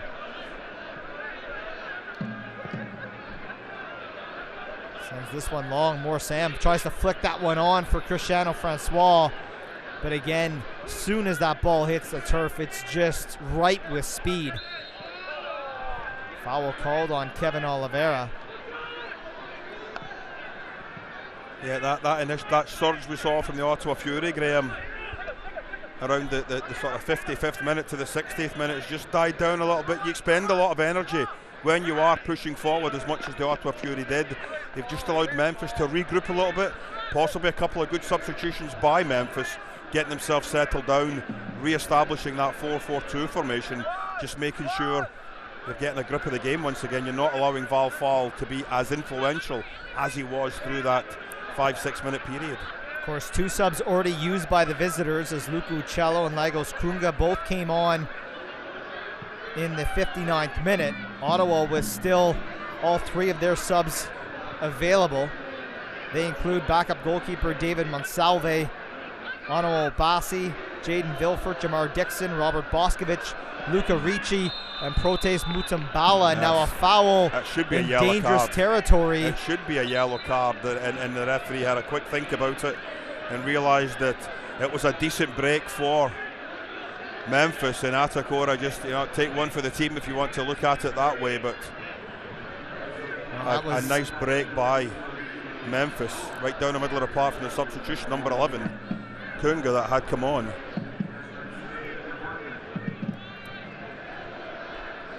Well, they've actually, to my surprise, they've spotted the ball a lot further out than I thought they would. I thought it was a good 5 yards further, closer towards goal there, but 3-man wall for the Ottawa Fury. Birch behind it, as is Adam Najim. Birch curls this one in. Kept in play. Miss hit there by Uccello. Atakora able to clear. Finds Kevin Oliveira. Whips it over to Cristiano Francois. Brings it down nicely. Just possessed momentarily, but now more Sam finds Carl Howarth in space. Howarth delivers this one, and there's a header. And that one will go out for an Ottawa corner. A lovely break once again. Again, the width supplied by Carl Howarth. Nice ball into the box. Francois couldn't get on the end of it. Put behind for another corner kick for the Ottawa Fury here in the second half. Howarth. Send this one in long. Up for the header. Was fouled, but it's cleared away. Charlie Ward gets underneath one and sends it well high and over the goal. A bit like one of your shots, to be honest. Come on. You know I would kick it further than that. Dear, oh dear. Yeah, that is true. Probably a bit higher as well, Listen, to be honest. if I'm going to miss, I'm going to miss. I don't mess around. Well, you just wonder if the Ottawa Fury coach Nikola Popovic might look to make a substitution, get some fresh legs out there. Just hasn't been able to control totally this second half. You just allow Memphis and little spots to Graham to get right back into this and maintain possession themselves. Well, you know what? A goal is going to turn this game on its head. It sure will. Because if Ottawa scores, they're going to play a different game and they're going to force something very different out of Memphis. Yeah. If Memphis scores, there's going to be complete desperation from Ottawa for the duration of the match because they know that this is 3 points on their calendar. Headed away by Nana Atakora, and I don't mean that because of the opposition. No, I mean that because it's a home game. A home game. It's 3 points or bust every time they play at home. For sure. Gagnon Lapare fouled from behind by Luca Uccello. Turned out to be a beautiful evening. You wouldn't think so about 5:30, 6 o'clock. Well, an hour before this broadcast was not pretty, that's for sure. Terrible. Gagnon Lapare forced back. 68th minute at TD Place. We remain scoreless between Ottawa Fury FC and Memphis 901 FC. Manella heads that one down, still maintains control. Great work in the midfield by Chris Manella. Val Fowl cuts it back nicely. Surveys his options. Picks out the captain on the right. Great first touch from Carl Howarth. Howarth into Francois. Heavy touch there. Burt tries to shepherd him away as Jeff Caldwell comes charging off his line. That's terrific defending though, Graham. He just felt the pressure coming from Francois over his right shoulder, just took a step towards him. As Carroll plays that ball inside to Francois, heavy touch, and there's Birch just, I'm not going to bother fouling you, I'm just going to use my body to shield it. Collier, he'll try one from distance, and that one just skipped off the top of the crossbar. Well, Memphis just showing that we are still in this game. What a terrific effort that was. That came from a long ball just punted forward. It is. Barnathan doesn't go to close them down, and that's always going to be a danger for you, Graham. You allow players to have chances, a shot at goal, a sight of goal. Very, very fortunate for the Ottawa Fury that skipped over the crossbar and not underneath. Carl Haworth with room to work down that right channel into Moore Sam.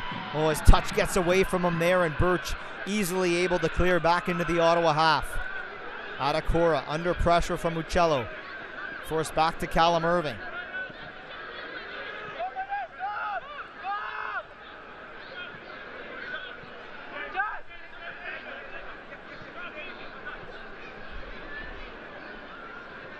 Should also mention that ahead of Tuesday night's game, a couple of local players have been added to the Fury FC roster ahead of the Montreal Impact. Antoine Copeland and Cameron Shaw both joining Ottawa Fury FC, and they will be in the lineup against the Montreal Impact on Tuesday night. And we saw this happen. There's an effort from foul, easily parried away and caught by Jeff Caldwell. Saw this last year.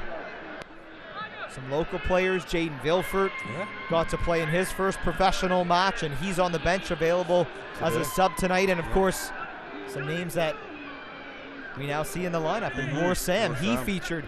He was kind of on trial with the club at that time and got a good look in against the Montreal Impact, and doing what he has done tremendously well so far this season, in large part of the opportunity that he had last year with the club.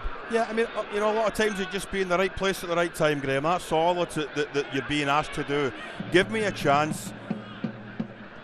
If I fail, fair enough. If I do well, I've got an opportunity of possibly picking up a contract. Cristiano Francois running to Moore Sam. Looks for an option, gets it onto his right, and a good block by Mark Birch, who read that perfectly. But in the process of Sam turning his man, he's got to an go injury down here for Memphis 901. Listen, I don't know if anyone even keeps stats, Graham, of the number of block shots that we have had tonight on both sides. But I've got to tell you, for Memphis, it's got to be at least 10 or 12 block shots inside that penalty box. Well, and I bet if you did the stat, it would be Mark Birch with most of them here tonight, as Jacob Hauser-Ramsey goes down. And it looked as though he injured something when Moore Sam kind of turned back onto his right and got that shot that was eventually blocked by Birch. Could just be cramping at this stage in the game. But it looks like it's his right calf that's giving him troubles. It certainly gives some players an opportunity to grab some water, as we are 18 minutes plus stoppage time away from the conclusion of this one, and it's really been Ottawa Fury FC with all the opportunity here in this second half, less that effort by Elliot Collier that kissed off the top of the crossbar. Graham, the Charleston Battery, full-time, Tampa 1, Charleston 1, Charlotte 4, Birmingham 1. Pittsburgh still lead 3-0 over Atlanta. Loudoun at halftime 1-0 over Indy 11, and Bethlehem 2-0 over St. Louis. Look, we said it in that game here. Something was wrong with Charlotte. And I don't know if it was in the dressing room, the head coach, whatever it was, but on paper, that was too good of a team to be where they were. And through 45 minutes here, they put the fear into Ottawa Fury FC, and then we saw why they were struggling, because it was a different Charlotte team in the second half. Ottawa took full advantage of them and handed them a beating. Well, they made a change, and at least for one match so far, it's played out well for the Charlotte Independents with that 4-1 performance tonight. Yeah, it was, and as I said, it's only in the 17th minute. There's still 20 minutes left to go. So you're saying I spoke too soon? No, it could end up 5 or 6-1, to be honest, the way Charlotte's scoring goals for fun here tonight. Carl Haworth finds Kevin Oliveira. He can't maintain control. Moore Sam wins it back, but the foul comes. Call at least comes well after it looked like Ottawa had regained possession. Well, I thought he was going to allow play to continue. I thought initially he didn't find anything there. I mean, the old 1001, 1002 goes by before you actually decide to blow the whistle. So, for my money, that was a bit of a late call. Didn't make the decision quick enough. And unfortunately for the Ottawa Fury, when they thought they were getting a second bite at the cherry, it was called back on the foul. So Cello heads that one into the middle. Adakora able to clear that one back out to the midfield. Cristiano Francois gives chase. Birch knocks it down. Great battle there by Moore Sam. Oliveira to Sam. Looks for an option, goes back to Carl Haworth. Into the middle now for Charlie Ward. Switches sides now, Jeremy Gagnon-Lapierre. That pass in behind Oliveira. And just cleared back to the Ottawa half. And with that, let's head down pitch side to hear from Tyler McDonald. Tyler? Thank you very much, Head Coach Nikola Popovich. His message right now is for Ottawa Fury FC to really pick up the tempo. They're sensing that Memphis cannot keep up with their pace in the rest of this game. Of note as well, Ottawa Fury have not used any of their subs. They're starting to warm up. I'm sure we would see some subs coming in, some fresh legs, and the pace and the tempo to ramp up even more on the side of Ottawa Fury. Back to you guys. Thanks, Tyler. And what he meant to say was, he was saying, I would like to see. So he wants subs. Yeah. He just cut himself off before he told us who he wants to see come into this match. But well, you look at the bench, Graham, and there's not an awful lot of experience with regards to USL game play here in 2019. I mean, certainly Obasi, we know he's got a lot of experience. Jamar Dixon's got a lot of experience.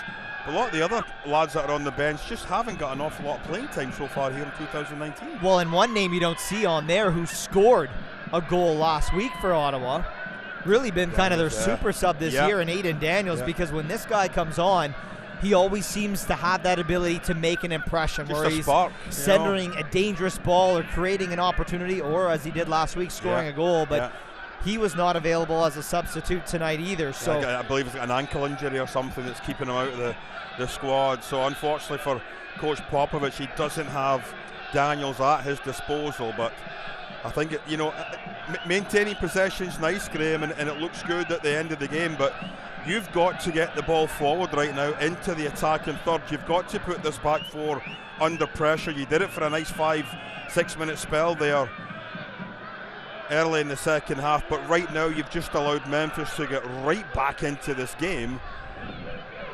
And it's 50-50 with 15 minutes left to go. Memphis has just as much a chance to win this match and pick up all 3 points as the Fury do.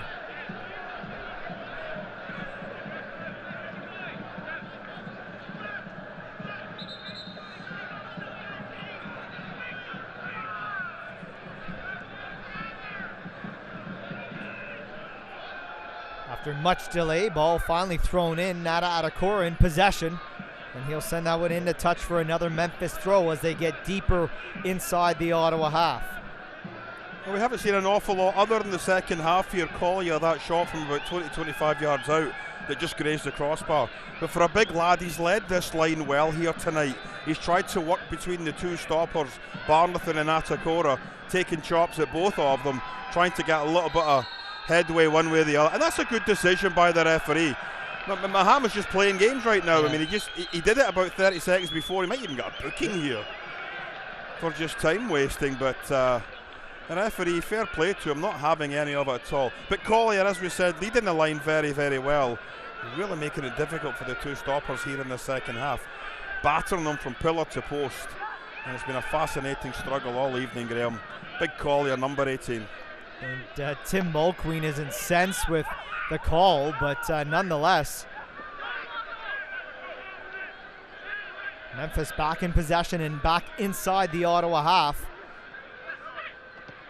Blocked by Manella, now Francois. Can't get by his man, turns back, finds Charlie Ward. Ottawa tries to get something going here. 12 minutes from time, 0-0 between Ottawa and Memphis. Jeremy Gagnon-Lapierre makes a run forward. Collier gets around his man. Collier has one man to beat, gets beyond Adakora. Collier's in! Touched by Callum Irving, and a great job to be kept in play by Dakota Barnathan. What a run by Elliot Collier.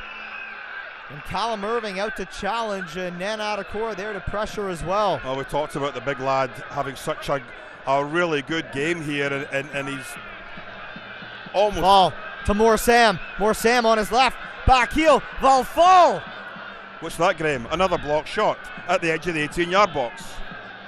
Unbelievable. Memphis are doing a terrific job just throwing themselves in front of balls, bodies everywhere, making sure these shots aren't getting through to the goalkeeper.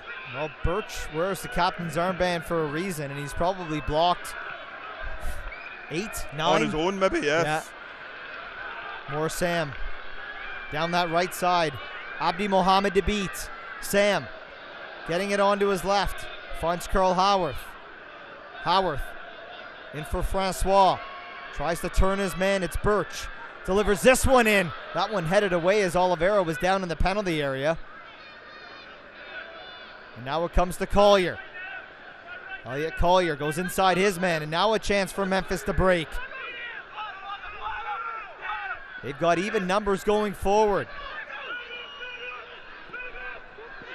Kunga gets it inside. Adam Najam had joined the fray as well. And Lagos Kunga has been a great addition into this match really for Memphis. You know, when you're defending as deep as Memphis are at times, the ability to hit on the counter-attack, and here we see Collier going away. This was the stop by Callum Irving, getting his leg on the ball as it's going in behind him. But again, the big lad has been terrific here tonight for Memphis. He waited about a stride and a half too long early, to take that opportunity, the because kept getting closed Adekora down. closed him down from the left, and Callum Irving read that really well, very well positioned coming off his line there. For a big lad like that to be pulling away from an Adekora, from a Barnathan, from anybody else in a black and red shirt here tonight, wonderful, wonderful to see. And that's exactly what Memphis are trying to do. They're just looking to soak up some pressure and hit on the counter-attack. Great ball into Francois. Francois in behind the back line. Oh, and it's poked away by the defender, and that will be an Ottawa corner. Caldwell's incensed, thinking that it went off Francois. Well, a lovely ball played through by, so look at this, just cuts it inside. Francois' touch right there off the defender. I think that was Mohammed that did get the final touch. We'll see it in the close-up here, Graham. Yeah, poke right there by Abdi Mohammed. A terrific defensive play there by the left back. Francois ready to pull the trigger. Howard delivers this one in, going after the header, and that one sent up and over the bar by Moore Sam. Oh, how was he left that unmarked at the back post? Tiredness, Graham. That's exactly what it is. You're tired mentally, physically. You switch off a little bit. You think everything's safe. It's in the 6-yard box. Goalkeeper's going to come for it. But look at that. He's at least a yard or two, Graham, away from the closest defender. Just needs to get up a little bit higher. That ball ends up the back of the net. The Fury with 9 minutes left to go within the lead as it is right now. All to play for. Still scoreless here this evening. Looks like Oliver White. Is it Oliver White? No, it's Josh Morton getting set to come into this match for Memphis 901. And Protes Mutambala also in his kit ready to come on for Ottawa. Manella to Charlie Ward now. 82nd minute. We remain scoreless. Carl Howarth, 1v1 against Uccello. Howarth tries to poke it forward for Oliveira. That one knocked away by Birch. It's a broken record, that, isn't it? Knocked away by Birch. That's been the story of pretty much an awful lot of Ottawa attacks here tonight. Well, there's a reason why we highlighted him as a player to watch, Graham, at the start. When you have that much experience from playing MLS, you know how to play football. You know how to defend. You know how to play other players into the game, and that's exactly what Birch has done. He's led that back four very, very well all evening. Well, it looks like they're bringing on Josh Morton, a defender, just to try and help stabilize things here, because from Memphis's perspective, they feel that there's a point here to be won. Of course it is, and it looks like it's Mohammed that's going to be coming off. The left back, the referee, well, he's already booked him for time wasting. He's not going to... He's told him to get right off the park, but Mohammed's got to get off the park. He's already gone off. He can't be coming back on. It will be number 26, Morton, getting involved in the play right away. A Michigan native, 6'2", 165 pounds.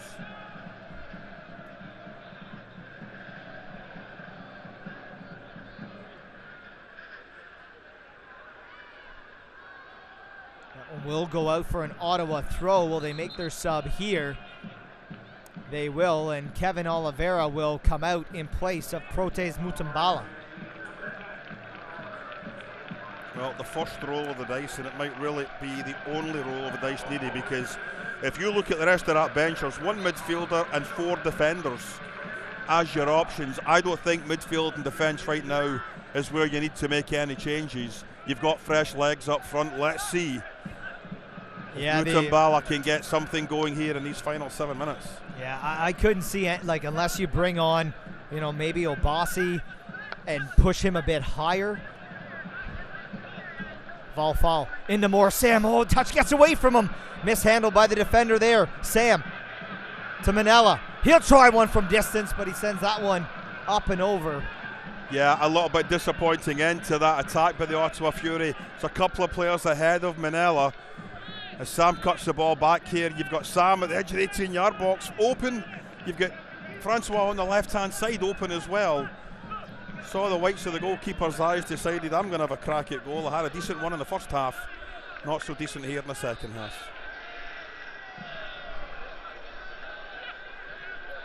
Manella loses possession there in the midfield to Ocello.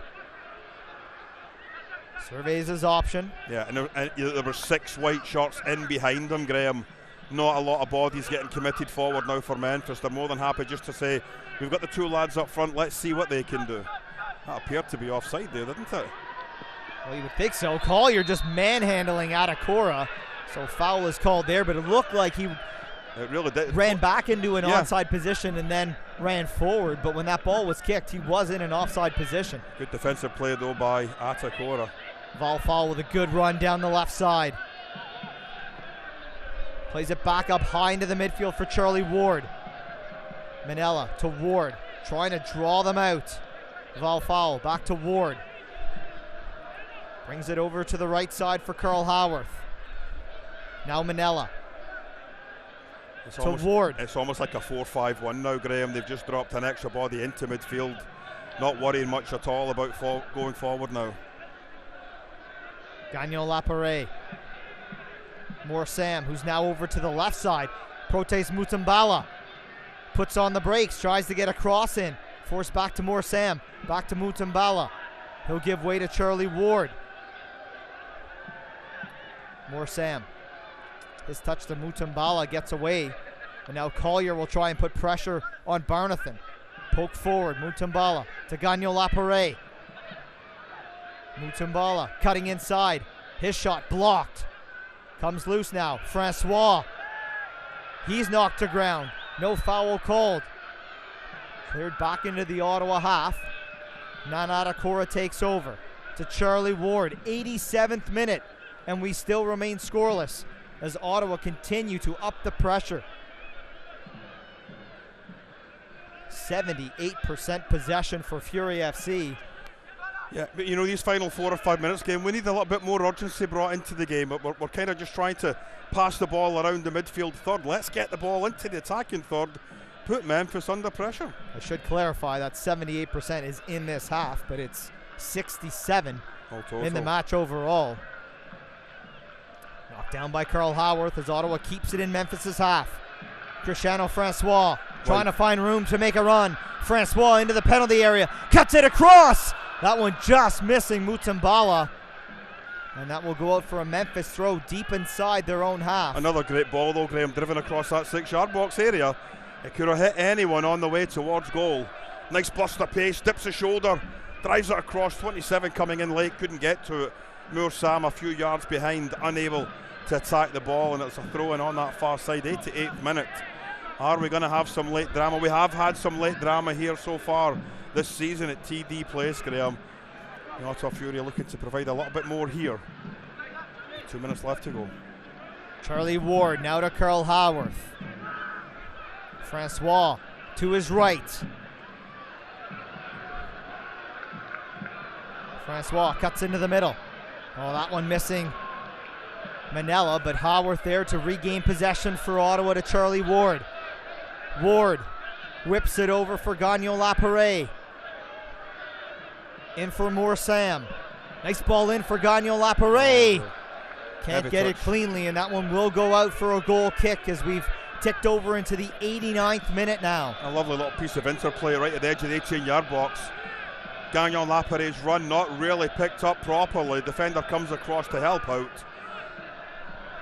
And the left back just unable to bring it under control and get the ball into the danger area around that penalty spot. So Memphis, I think, just doing enough right now to hang on, Graham. Between the subs, a couple of injury kind of pauses, for sure 3, maybe 4 minutes. Yeah, I would expect, you're right, at least 3, definitely 4 as a possibility. The assistant referee right now was looking at it, trying to figure out what button am I going to press. Is it going to be 3? Is it going to be 4? Is it going to be 5? It's entirely possible. You know, only 3 minutes. Or being told 4 minutes. I was going to say 5, Gord. It's not Old Trafford, you man. Know what? Very good.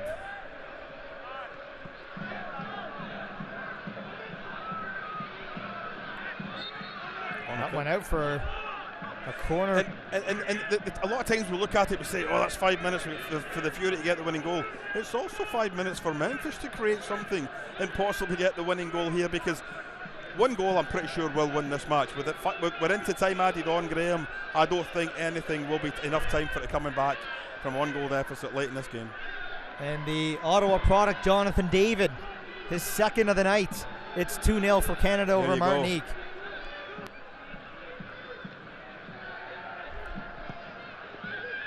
Delivered in. Great job by Callum Irving with some big bodies in there. Now can Ottawa counter here? Dear.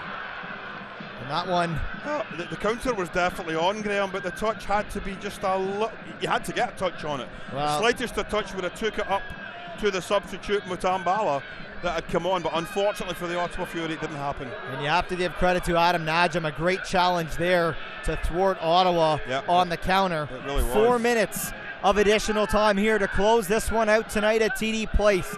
It is scoreless. It's been all Ottawa Fury FC in this second half. Can they break the deadlock? Carl Howarth, the captain, onto his left, delivers this one in. Oh, and it takes a deflection out for a corner as it went in behind Charlie Ward, who would also run forward into the penalty area. Yeah, that ball just seemed to be unfortunately going behind all the players that had been going forward towards goal. It was in behind them. Certainly Charlie Ward at the back post. He may have been in an offside position. It did come off a defender. Corner kick, Ottawa. Howarth with the right-footed in-swinger.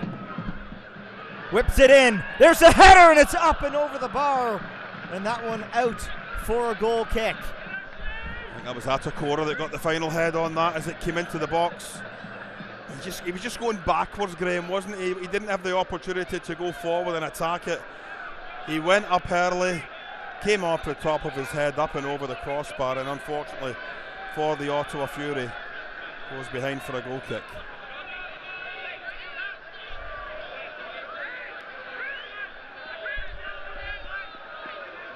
We have played a minute and a half of the 4 minutes of allotted stoppage time. It's headed around in the midfield. Memphis just wants to get it deep in the Ottawa half here. Or can they do more? Luca Uccello in space down that left-hand side, marked by Carl Howarth. Uccello plays it back. And Memphis just happy to move this ball around. And the pressure's got to come from Ottawa here. This one's sent over the top. That one will be out of the reach of Uccello, and an Ottawa goal kick coming up here. 2 minutes of the 4 minutes of stoppage time have been played. Irving plays it short to Barnathan. Now Charlie Ward. Can he get things going? Ward tries to find Howarth.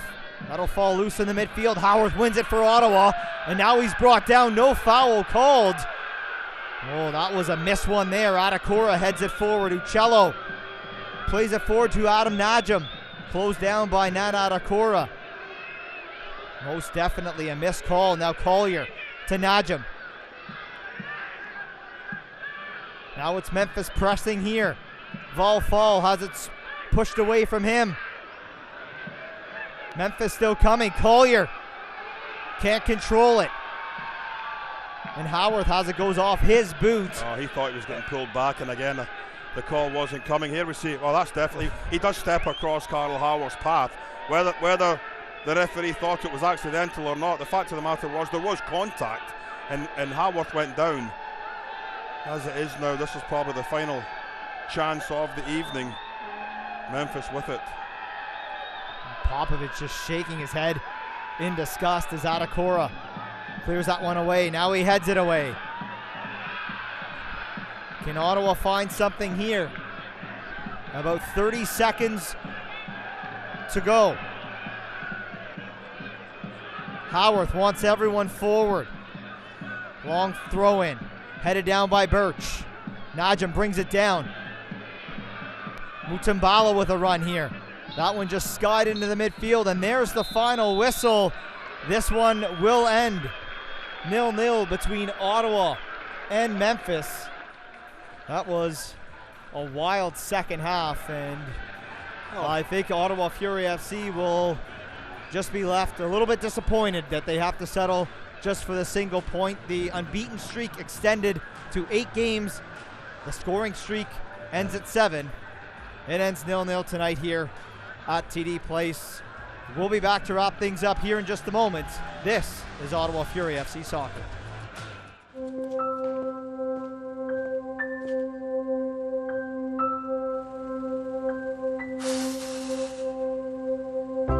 These photos I had to dig for because I would hide from photos. I didn't want to be acknowledged. What I would say to my former self is just get started, just begin. Go into Good Life, meet with the trainer, go to a class, just start. Come on, come on. Come on, go make some friends. It's so tough to give them a run in the city, but they really love it here.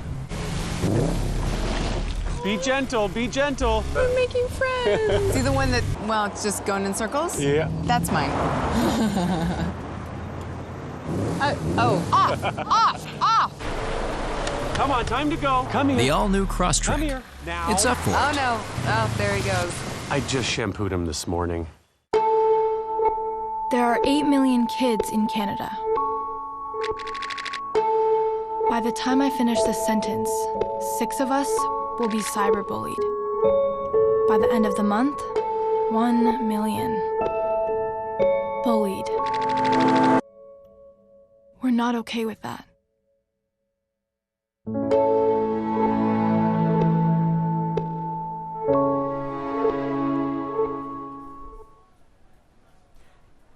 Welcome back to TD Place. 0-0 the final tonight between Ottawa Fury FC and Memphis 901 FC. Graham Ivory, Gordon Smith along with you. Gord, the streak's still going. They got a point, but I think there's still going to be that taste of disappointment in their mouth after tonight. Certainly deserved a better fate at the end, but you still have to score those goals, and they couldn't find a way to generate that final touch in front of goal tonight. Listen, full value to Memphis. They came in here in that first 15 minutes. I thought they were terrific. Played a good road 15 minutes. Tried to take the crowd out of it. Tried to take the Fury out of their way of playing. Fury came back into it late in the first half. But Birch, we highlighted him at the top of the show as a player to watch. My goodness, he was everywhere for Memphis, and he certainly is one of those type players that you can build a team around from the back going forward. But saying that, the Ottawa Fury did have their chances here tonight. They had the opportunity at home to pick up 3 points. As you mentioned, they will be slightly disappointed that not only has their goal scoring streak ended, but another 2 points it has to be looked at has been dropped here tonight. Yeah, no question. And really, when you look at that second half, it was one-way traffic from the get-go. And you could argue, really, the last 10 minutes of that first half, Ottawa kind of found their game, found their rhythm, and that carried over into the second half. Yep. Carl Howarth was really injected in more into the game, going down that right channel, delivering. We needed that, absolutely. didn't we? Absolutely. And the other part of it is, and we mentioned it during the game, the big lad Collier I thought was terrific tonight. It's such a hard job playing up against players like Barnathan and Adekora. They're experienced players, they're skilled players, they're physical players. And my goodness, Collier, on the counter-attack, Memphis always looked as if there was a goal in them. Yeah. And unfortunately for them, when it fell to Collier, you'd mentioned that he just took that extra step, took the angle a little bit tighter, allowed Irving a chance to come out. But take nothing away from both teams. I thought for a 0-0 game, a thoroughly entertaining 90 minutes or 96 minutes, depending on how it ended up. Let's have a look at tonight's man of the match, number 4, Nana Attakora. Yeah, I mean, and the critical one was when he just did enough on Collier to force him wide on that break that he was going through. For most of the night, both Attakora and Barnathan were very solid, but again, Collier was just running them all over the park. I mean, you're playing against a big lad, 6'4" he is, that's willing to give as good as he gets. You know you're in the game, and those two centre-backs at the end of 90 minutes certainly know they've been in the game tonight. But overall, you'll look at it and you'll say, is it a point picked up or is it 2 points lost? I would tend to go for the latter. Tonight's Ottawa Citizen man of the match, Nana Attakora. Now let's have a look at our final match stats brought to you by Rico. And, well, the possession stat certainly tells quite a tale, as do the shots. Because remember, at halftime, that shot count was 5-5. Yeah. So that just tells you the kind of second half that we saw, 14-2, the shots in favor of Ottawa Fury FC in that second half. And the possession, I think Ottawa was close to 80% possession in that second half. But at the end of the day, the score that does matter is that it ended 0-0. And we were guesstimating on the number of block shots possibly. 19 shots, 5 on target. I can maybe count 2, that the one of Charlie Ward that may have gone high and wide, that would a field goal for the Red Blacks. But that's 14 of a difference. As I said, 11 or 12 had to have been blocked and not getting through to the goalkeeper. So a terrific job of Memphis coming up here. First game ever in Ottawa. They did a wonderful job, picked up a point. They can go back to Memphis with their head held high. Ottawa has to pick themselves up. They've got a few tough games coming up. You talked about Tampa being the big one. Tampa dropped 2 points. They're not going to be happy that they've dropped 2 points themselves. So I think it's a situation where Ottawa now has to realise we're in a race here now. We've done really well to get ourselves in a good position, but there's some big fish coming up ahead of us, and we've got to make sure we get the jobs done, not only on the road, but you start picking up points at home every single time. 2 of their next 3 USL matches come away from home. They are in Nashville next Saturday before returning home the following Wednesday to take on the Charleston Battery, and then they head to the Tampa Bay Rowdies to close out the month of June. But before all that, Tuesday night, back here at TD Place, MLS's Montreal Impact come to town for the second edition of the Cap City Cup. Great opportunity, I think, for some of the players maybe we haven't seen a ton of to get some minutes. A couple of local players that were signed this past week to show what the local talent looks like here. So certainly looking forward to that match as well. Final score again here tonight, Ottawa Fury FC 0, Memphis 901 FC 0. For our entire broadcast crew, our producer, Colin Murphy, our sideline reporter, Tyler McDonald, and Gordon Smith, I'm Graham Ivory. Thanks for watching. Thanks for listening. This has been Ottawa Fury FC Soccer. This copyrighted telecast of the United Soccer League Championship cannot be retransmitted, rebroadcast, or reproduced without the expressed written consent of the United Soccer League Championship.